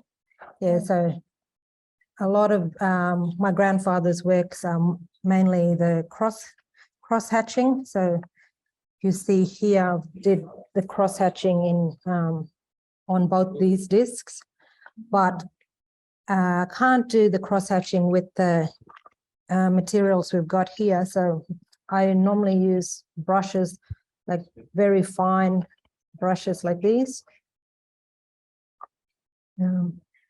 Yeah, so this is the new book that they just did a new, what do you call it? They just redid this book. So I've got the old book as well. So yeah, so my grandfather did this book. He's a storyteller, and my father always referred to it. And I've always got inspiration in painting from his book. Yeah, so yeah, it's got a lot of stories, traditional stories from around the Gulk-Yimithirr area. Yeah. Yeah. Great. So are either of your children arty, Zeila? They both love doing art. The little girl now is very much into drawing. Yeah, and my son is now getting into artwork, and he's hoping to sell it one day. So I've been now selling my artwork since 2010. That's when I first started. Around that time, prior to that, that's when I joined the academy. Yeah. Okay. And where are you working now, Zeila? So I work for Yukubajamuliku Rangers. That's my family company. We look after our traditional country from Annan River all the way out to Archer Point. Both me and my husband work there. So I'm the coordinator for Queensland Indigenous Women Rangers Network. Yeah, so we've got rangers, women rangers from all the way up to Torres Strait Islands, all the way down to the Gold Coast, actually. Yeah. Mm, wow. All right, so I've daubed mine. Did I daub it right? Yeah, no, that looks good. Should we blow them to dry? We've just so everyone knows, we have a table of ladies sitting over to the left here that were in the office doing their dabbing. How did it Dabbing. go? How did it go? Oh, and a guy, sorry. We have one of the Jarragon College gentlemen with us as well.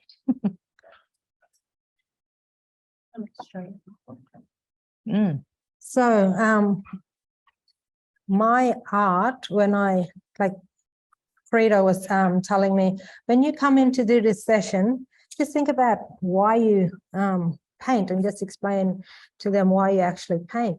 And I'm like, okay. So I thought I'd elaborate on a bit about like what inspires me to actually, you know, pick up the brush and actually paint. So my art reflects both cultural stories, our beliefs, and my personal stories. So I just thought, for example, I'll talk about the yawu. Yawu is the stingray in Yalanji, Kugu Yalanji language. Stingray, so yeah, I've got my painting here. So stingrays we are normally hunted at the summer seasons when their liver is right for fat and ready. So you don't just hunt stingrays any time of the year. There's a particular time that you hunt stingrays. So one, the stingray for me, when I paint the stingrays, which is, I just bought this one of, these are a few different paintings of the stingrays that I did. So, yeah. They're beautiful. Thank you. So they're all in different colors, and I've also did one here on the disc. So the reason behind painting this story is there's two different parts to it. There's a Yalanji belief, and there's also a story that reminds me of a fishing trip that we went on one time, or when we were down the beach with my family back in Ujjal.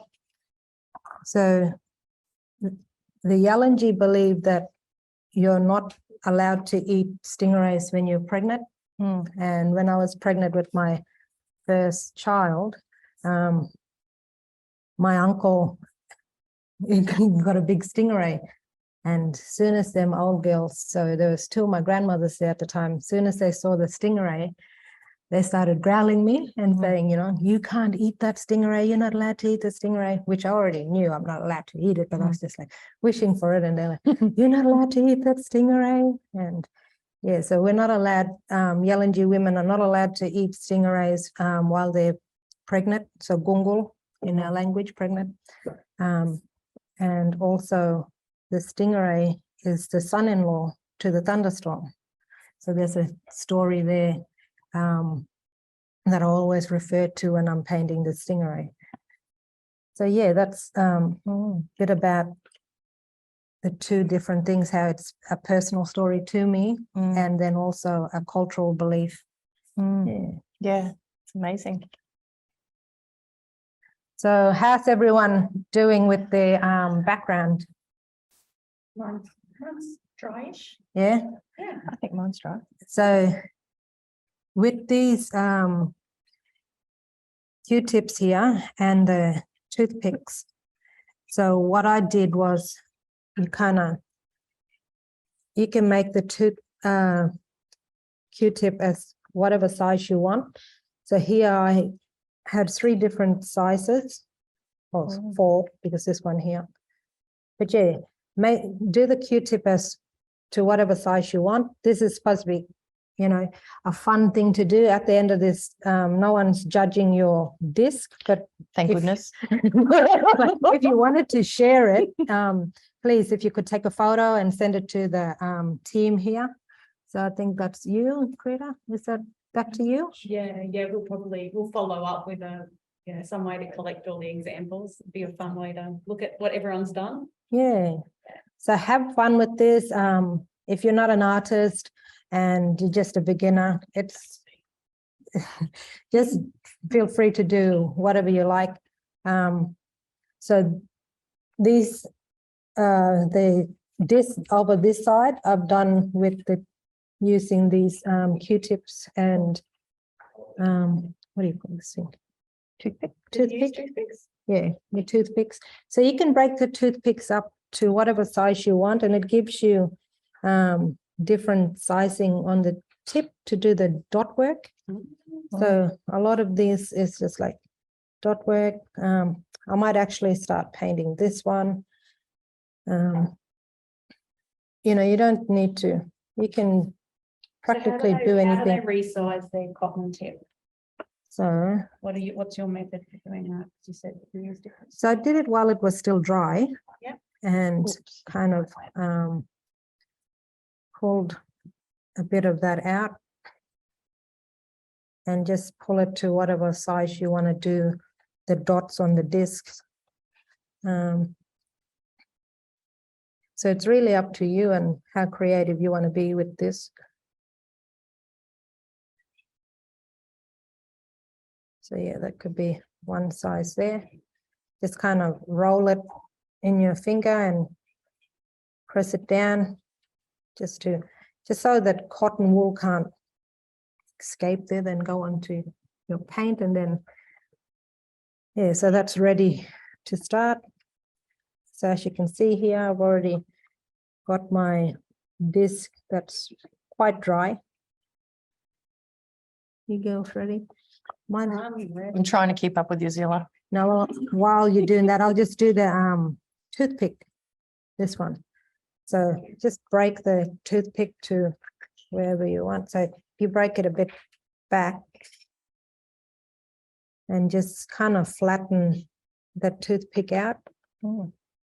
And yeah, you'll get a little circle there, then flatten that out.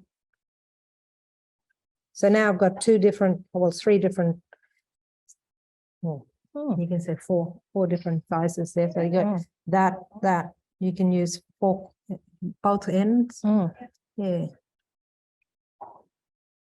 Okay. Yeah, press it down on the table.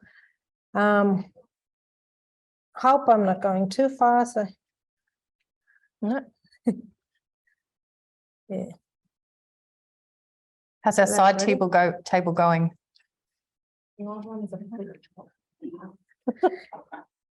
Yeah, so this one, just, you know, Charmaine said she's having problems with the opening of the thing. But we're on some pillar, some screw up. Yeah, we did too. Okay, so yeah, like I said, just paint this anyhow you like. With some of these discs here, I actually wrote on the back of some. So if you just want to paint one side and maybe write on the other side, that's quite up to you. So this one, I've got start each day with a grateful heart. So you can either use these discs later on as, you know, a reminder of what the years to come, something like an inspirational quote, maybe your children's names, yeah, whatever you like. So this one I've got believe in yourself, or you can paint both sides, quite up to you. So I've got this one painted on both sides.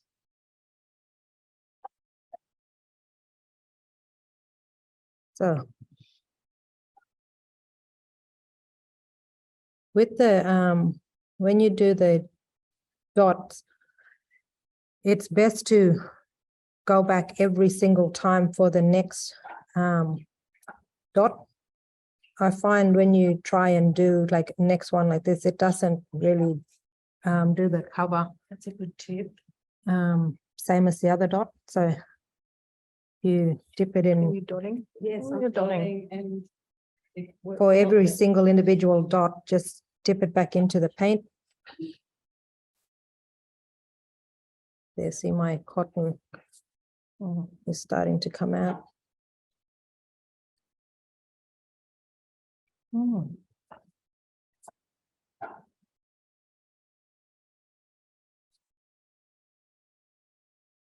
are you ladies going? Good. Not so good, but that's Not so okay.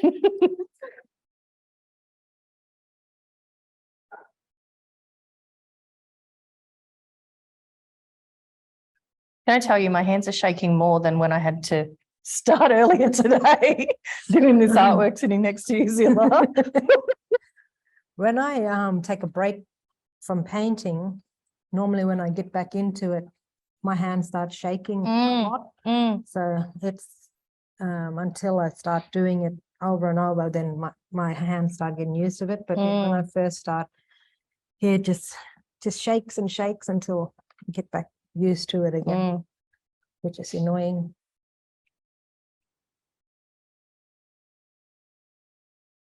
So you don't need to do dot on all of them. So I'm now going to use this toothpick here to try my best to do a line around this dot work.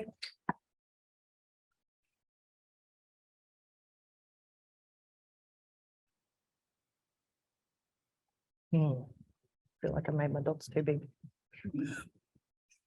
Haven't I just joined three of mine together? Oh, so become a line. You know what I think I'm going to do, eh?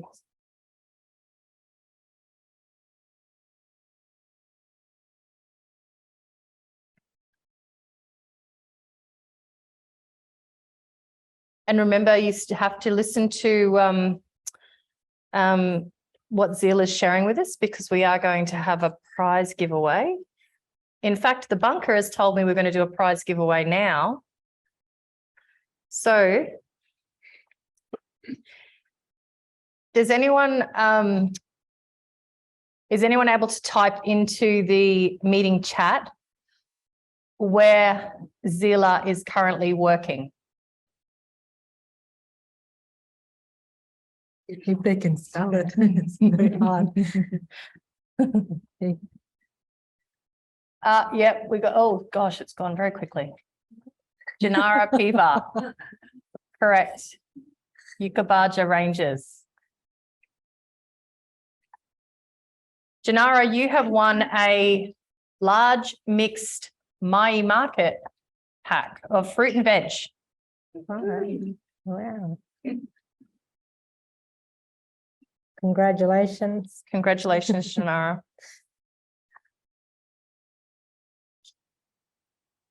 Thanks, Sonia.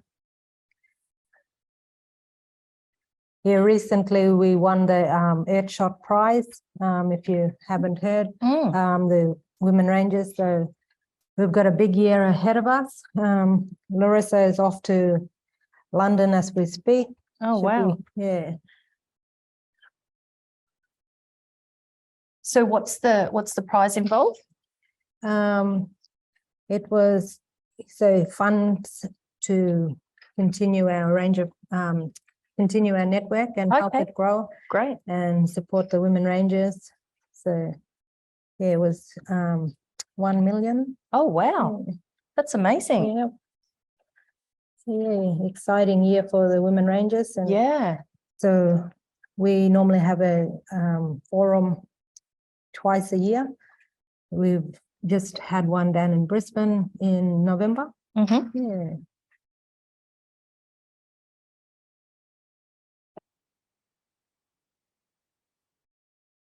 So yeah, feel free to ask any questions if you want, or if you want to show us where you're at with your disc there. I would like to see where you're up to, if you'd like, if anyone wants to share. Oh, we've got Melanie is showing us where she's at. Oh, that's Cool. Nice, That's cool. Melanie. That's nice. I like it. Is anyone that is an artist themselves?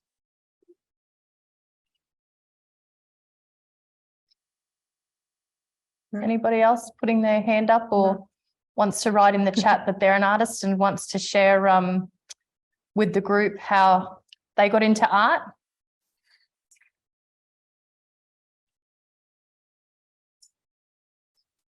Anybody? Are you all too busy painting?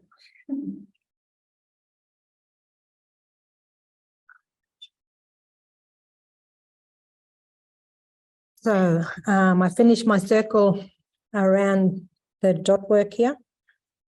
Well, as best as I could.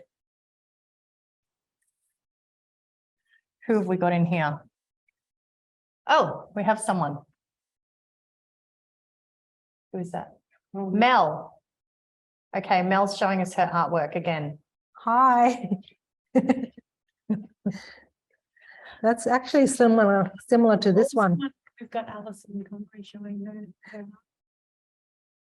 Where else have we? Alison Conroy. Can we zoom? Can we see Alison? Alison joins us from Jarragon College. Oh, nice. Nice. Nice. Thank you. She's productive. Very. How far are you two on this? Still struggling.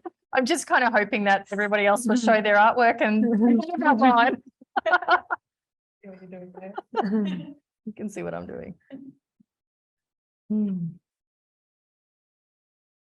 All right, what else can I do here? I'm struggling. All right. I'm going to do going on good. I'll do a blue line. Just I'm copying Karina.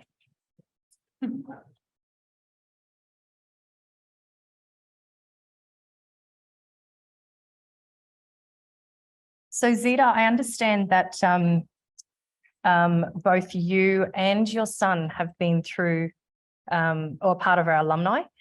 You with the Leadership Academy and your son with the Leaders Program. Yeah, so my son's currently on a scholarship with Cape York Leaders Program. Okay. He's attending QUT in Brisbane. Oh, wow. Studying to be an engineer. Oh, wow. So yeah, engineer and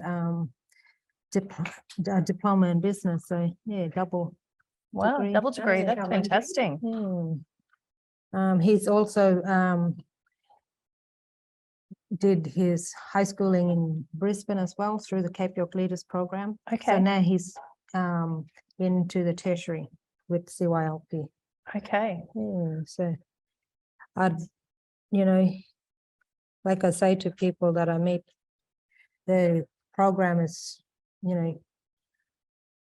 without CYLP, I don't know where, it's a hard road to walk alone sometimes without that support, isn't it? Yeah. No, they've always been there for me and my family, supported my son, not only with his education, but also when he felt real sick down in Brisbane and had to get the ambulance, to hospital. So one of the support workers for CYLP was there all the way, and that's great. It was like my eyes and ears, basically, and yeah, took very good care of him. So it's like a supportive family as well, the program. So I'm very grateful for the Cape York Leaders Program with both myself and my son. My husband was also in the leaders, is one of the alumni as well. Yeah. Yeah, and it helped, like doing the what do you call it? Doing all the workshops, coming down over the years, it really helped me to get out of my shell and, started talking to people. So back then in Wujal, I was elected as one of the councillors for Wujal Aboriginal Shire Council. Oh, okay. And just coming down, every month to attend the CYL Cape York Leaders Program really helped me to, on my journey with the council, or like being a councillor, and just talking to people, because you're not only representing your community, your family, and you have to come down here and talk to a lot of different people. So yeah, it kind of helped me get out and be vocal, and I made a lot of friends along the way. Yeah. The Leaders Program, Mel, that introduced this session, as you would know, the Leaders Program is developing, the Leaders Academy is developing a new offering this year. And, you know, based on what you said and what other alumni have said, that was one of the most important things. And I guess one of the most important things as we're looking at the road ahead with the voice and local voices, supporting that, you know, building that confidence for community members to, you know, be part of the process and to ensure that, you know, some of the challenges are designed by local people. Yeah. No, that's when I seen that Mel was going ahead to do that, I was thinking, oh yeah, no, that's really good. They're bringing it back because it is a need for the community. We had like my auntie and uncle on there, and they wanted their elders up in Ujjal. They also joined back then, and you know, it's just not only for young people; it's for our elders as well. And they're driving behind the workshop and stuff. It was from what people were wanting. Yeah. So they were asked what they wanted to do, and you know, it was driven by the people itself. And yeah, so yeah, I think it's a good idea that they're bringing it back, and it'll be beneficial for anyone to join up. So if you you know any family members, yeah, just share it with them and tell them it's a good way to you know, empower yourself.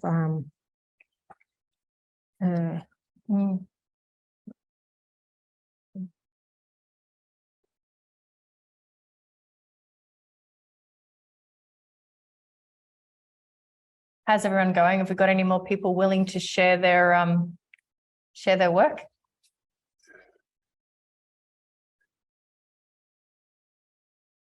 No takers? No takers. Here's a turtle. Oh, who have we got?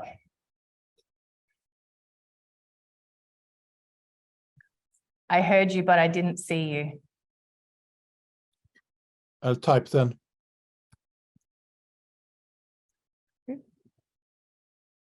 Someone's saying it's fun. There's my turtle. Oh, who is it? Oh, Jan. Yes. Jan, show us. Can we go to Jan and show you? Oh, that looks amazing. Nice. It's plagiarized.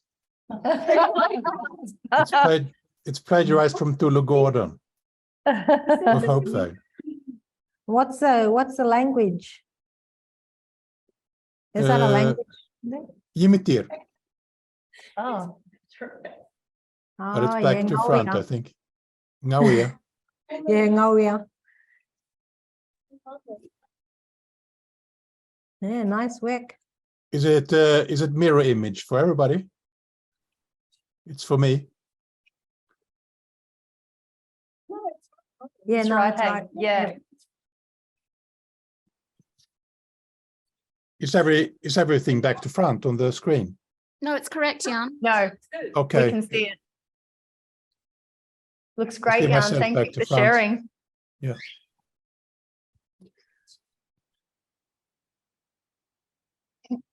I have a jellyfish. I can hear Karen. Can you see me? Ah, yes, we can. Yeah. Jellyfish. Ah, nice. Oh, nice one. Oh, you're very creative, Karen. Yeah. Yeah.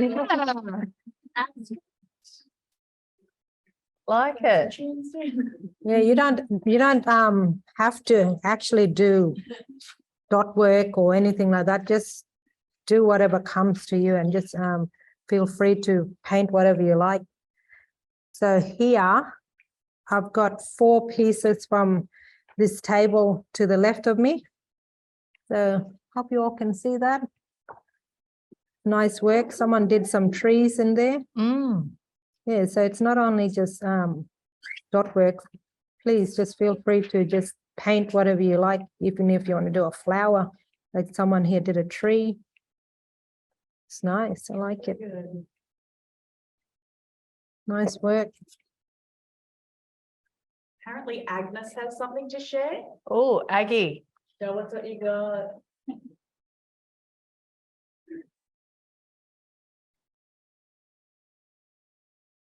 Do we see Aggie? Anna, you must have to go and wash my hands. Oh, Aggie. Nice. Nice, pretty. We thought you might have had Gracie there, Aggie, perhaps doing some You'll artwork for us. probably do a better job, but love this activity.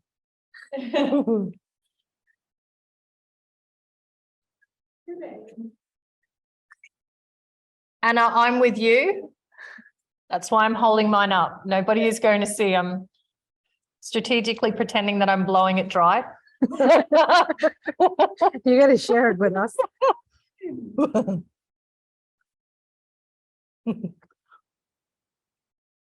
I can see that sneaky camera trying to get in.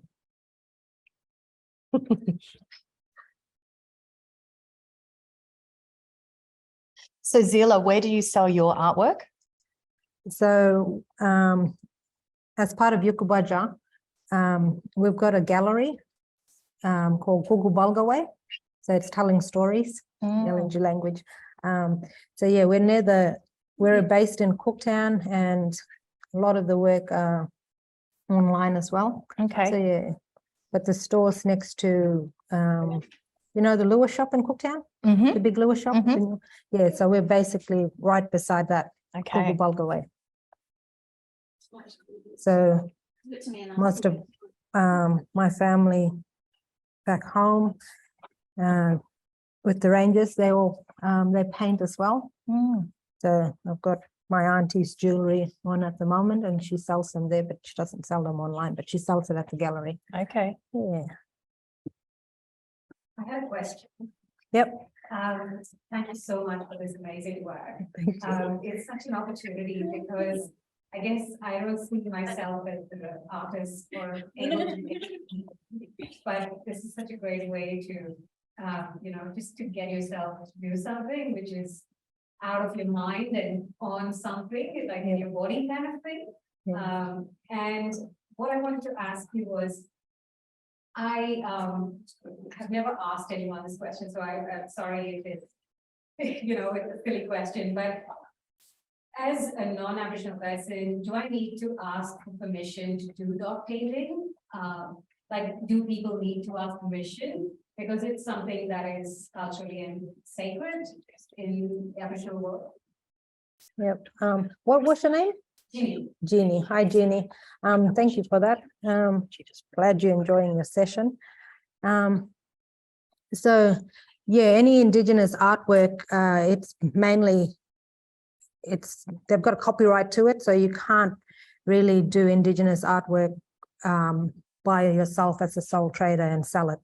It's just for Indigenous artists to paint. Yeah, but here we're actually doing a session, so I'm just, so basically if you're in a session, you are able to do stuff like that, but if you yourself and you're trying to sell it, yeah, you can't. Yeah. Thank you so much. Hope because, that explains it. No, And I'm glad you're enjoying it, because yeah.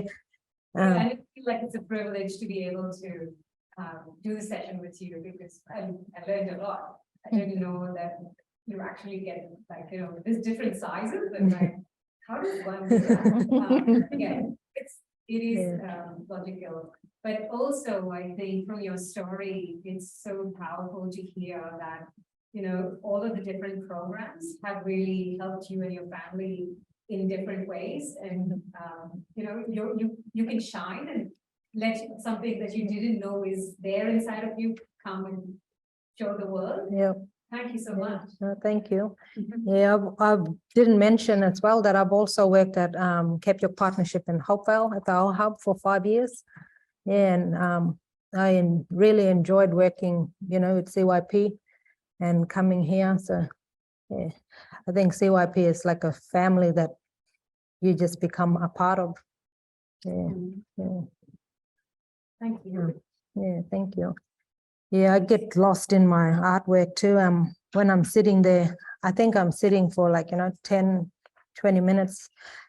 and an hour and a half go by. Like, yeah, sometimes I just get lost in my own artwork and just sit there for yonks. Sometimes and they come, Mom, what you cooking for dinner? Yeah. Do you find it's your comfort place that you go to? You know, if something's on your mind, or if you just need to, you know, like disengage for a bit when you've got any kind of challenges, you know, family stuff, work stuff, anything like that. Is this kind of your space? Yeah, I think yeah, it is. Like, just not so long ago, I ended up with depression and anxiety. So I couldn't even pick up a paintbrush. I could think about, and like, you know, like even if I tried to think about doing a painting, I couldn't. But once I got back into it, I found that, you know, my mind started picking up on all the artistic stuff. Like if I'm driving, the landscape. Yeah. So everything kind of got back to the art. So kind of helped me reconnect myself again. And yeah, so it was, art's always been a part of my life, I guess.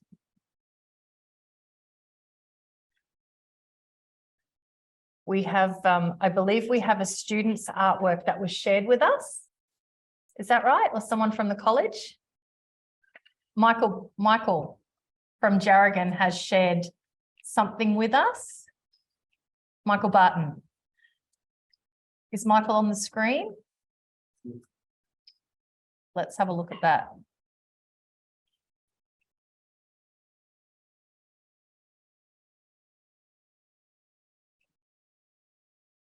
Can you come closer to the camera for us?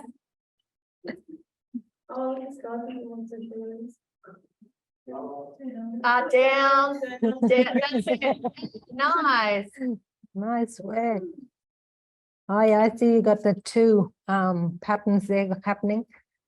Yeah, that's nice. They're like the two dots, another color over the second dot. Yeah.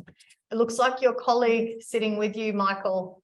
I'm sorry, I'm not sure of his name. Had one that he wanted to share as well, did he?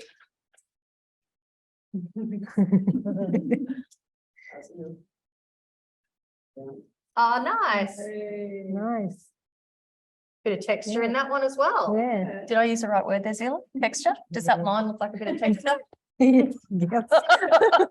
Trying to throw in a bit of art lingo. No, that looks nice. Thank you.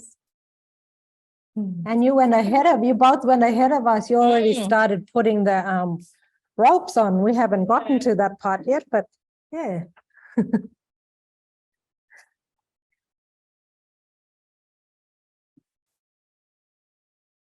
Can I share a secret with you, Zeila? We've at the last couple of Jarwin SOFL conferences, they do this art piece at the end of the conference, and everyone paints something, and then they all go into a bowl. And when your name's called, actually, someone goes out and picks up your artwork, and then if it's yours, you get to come out and, you know, gift it and whatnot. I'm always the person who's the last one that gets it. Okay, Karita, show us yours. Kirsty. Lisa's asked to see yours. Kirsty. Yes. Walking up. Can you hear me? Who can I hear? It's Maureen. Maureen. You just reminded me of your little story, and I've been carrying this around in my wallet since I got it. Can you recognize it? Do we see Maureen? Maureen. Can we see Maureen? Are you about to show my dodgy artwork? No, it's not dodgy. It's been in my wallet. I carried it around. See what I mean? Okay. That's why Kirsty doesn't do that. Is that yours? Yep. Ever since I got it, it's been in my wallet. Is that your artwork? Yeah. And on the string, nice. and the string with it. See? We did that. Maureen, do you like that painting? No, because definitely.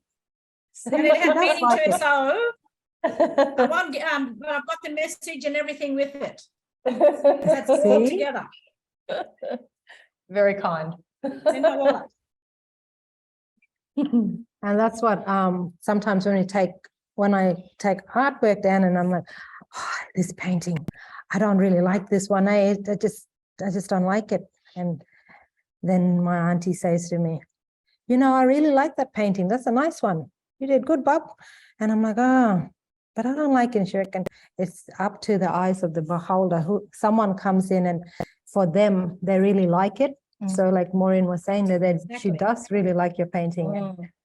You may not like it, but someone else will. So yeah. Definitely. So we've got 10 minutes left, everyone, but we'll just remind everyone that it's not about creating a great art piece. It's about creating something that helps you reflect and remember today for the year. Yeah. That's what I'm telling myself anyway. And yeah, remember you can write something on the back that might remind you of today or something that might inspire you going through this year. Just something to reflect back on. Yeah. Nice. Should we show the ones that you did with your paintbrushes closer? Yeah. So you can see the difference in that you use. So I did the Yawo again. So Stingray on this one with the brushes. So, yeah, so these are the brushes here. They're all different size, but yeah. And these ones are the cross hatching. Sorry. No. The cross hatching. This one. So this is two different type of cross hatching. As you can see here in the book, my grandfather uses a lot of different technique of cross hatching as well. So yeah, you can do whatever you like there. So I've got 3 lines with 2 different colors there. So yeah, these are the ones, sorry, that's been done with the paintbrushes. And now we are here as well, the turtle. Yeah. Rita, you didn't, did you show yours? Yeah, I You did. did? I think I might have overworked it, as artists say. That's pretty. Yeah, it's lovely. Oh, that's nice. Tried to cram everything into one. Oh, that's nice. I just find that the repetitive dotting really And you're not an artist. therapeutic.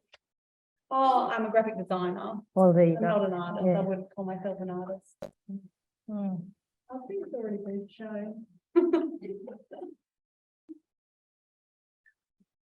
So I think we're at the time where we should ask everyone to hold their artwork up and show us how it looks. Where are we at? Everybody show ready? us your artwork. We want to see it. And he on the See your side. glue. Come on, be proud. Even I will do it, and mine is so very bad. Someone did too. Bryden, you were very busy. Yeah. Nice. Oh, Tanya, that looks beautiful. Maureen, I can't see yours close enough. Where are we? Nice one, Mark. Nice. It's more to do with shooting stars. Did someone do the Love it. Oh, Sean, you're even creative and a little bit of artwork there.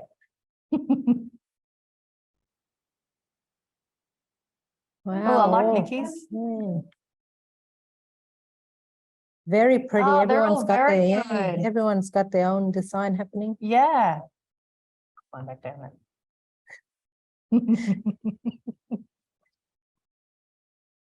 These are great, Kim. I like yours.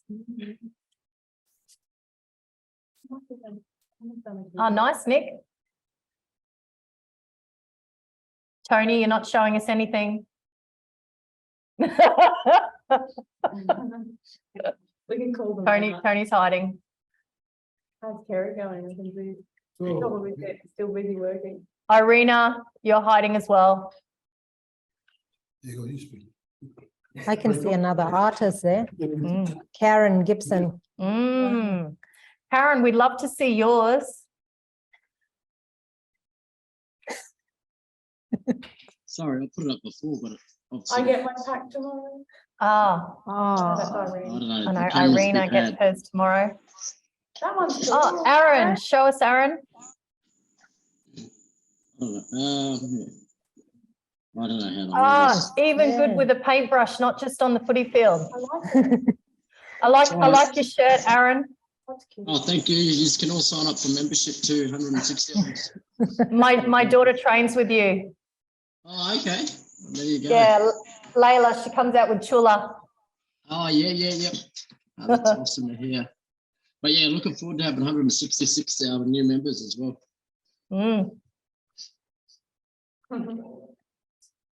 Who's that?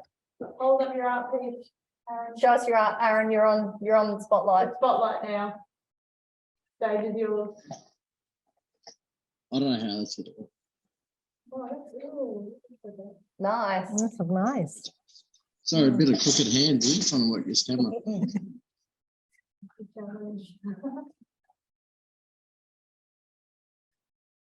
Nice. Okay, I think we're getting towards the end of our session. Amanda's struggling with her lids. That's not a good excuse. I could have said that, Amanda. I use my teeth. All right, Zeila, we have a gift to thank you for joining us today, traveling down to Cairns and doing this session with us. It was a beautiful way to end Symposium 2023. So there's one of our lovely scarves and there is a pair of earrings from Delvine Cockatoo Collins, who I'm actually wearing a pair of her earrings as well. So Pondamuka artist. So that's a gift. Thank you very much. Thank you very much for your time today. I have some other thank yous. So thank you to Karen Gibson for joining us earlier today and doing the acknowledgement to country. Thank you to those that helped us with our Giants videos and giving up their time to do the interviews. Wayne Butcher, Dion Creek, Gerhard Pearson, Rhonda Wooler, and David Venables. Of course, thank you to Tomo, our camera team that are here with us today, and our comms teams. Thank you to our group CEO, Fiona Jose, for continuing to guide our entire team and oversee the operations. Such a massive, massive job. None of us envy you in any way, Fiona, but we're very thankful to you. To Kerry and Zoe. Zoe travelled up from Brisbane early this morning to do the piece on The Voice, and thank you to Kerry. Thank you to Eddie and Shireen for their piece in that session. Of course, thank you to Mel Brown, who couldn't join us today, but she did a previous interview and she'll be watching this online with some of our Leaders Program team, I believe, who are getting ready to take some of our young ones away for camp. Of course, thank you to you, Zeila, Tomo, and everyone for joining us today. We really hope that you've enjoyed Symposium 2023. It's been a great opportunity to all come together. Excuse me and my never been to a symposium. Let's just roll with it and see how we go live today. So I hope you all enjoyed it. It's been an amazing day, and thank you all so much. Stay well. We've got a big year ahead of us, a big agenda, and we're looking forward to working with all of you in 2023. Don't forget FEE's hashtag, walk with us. See you, Zeila.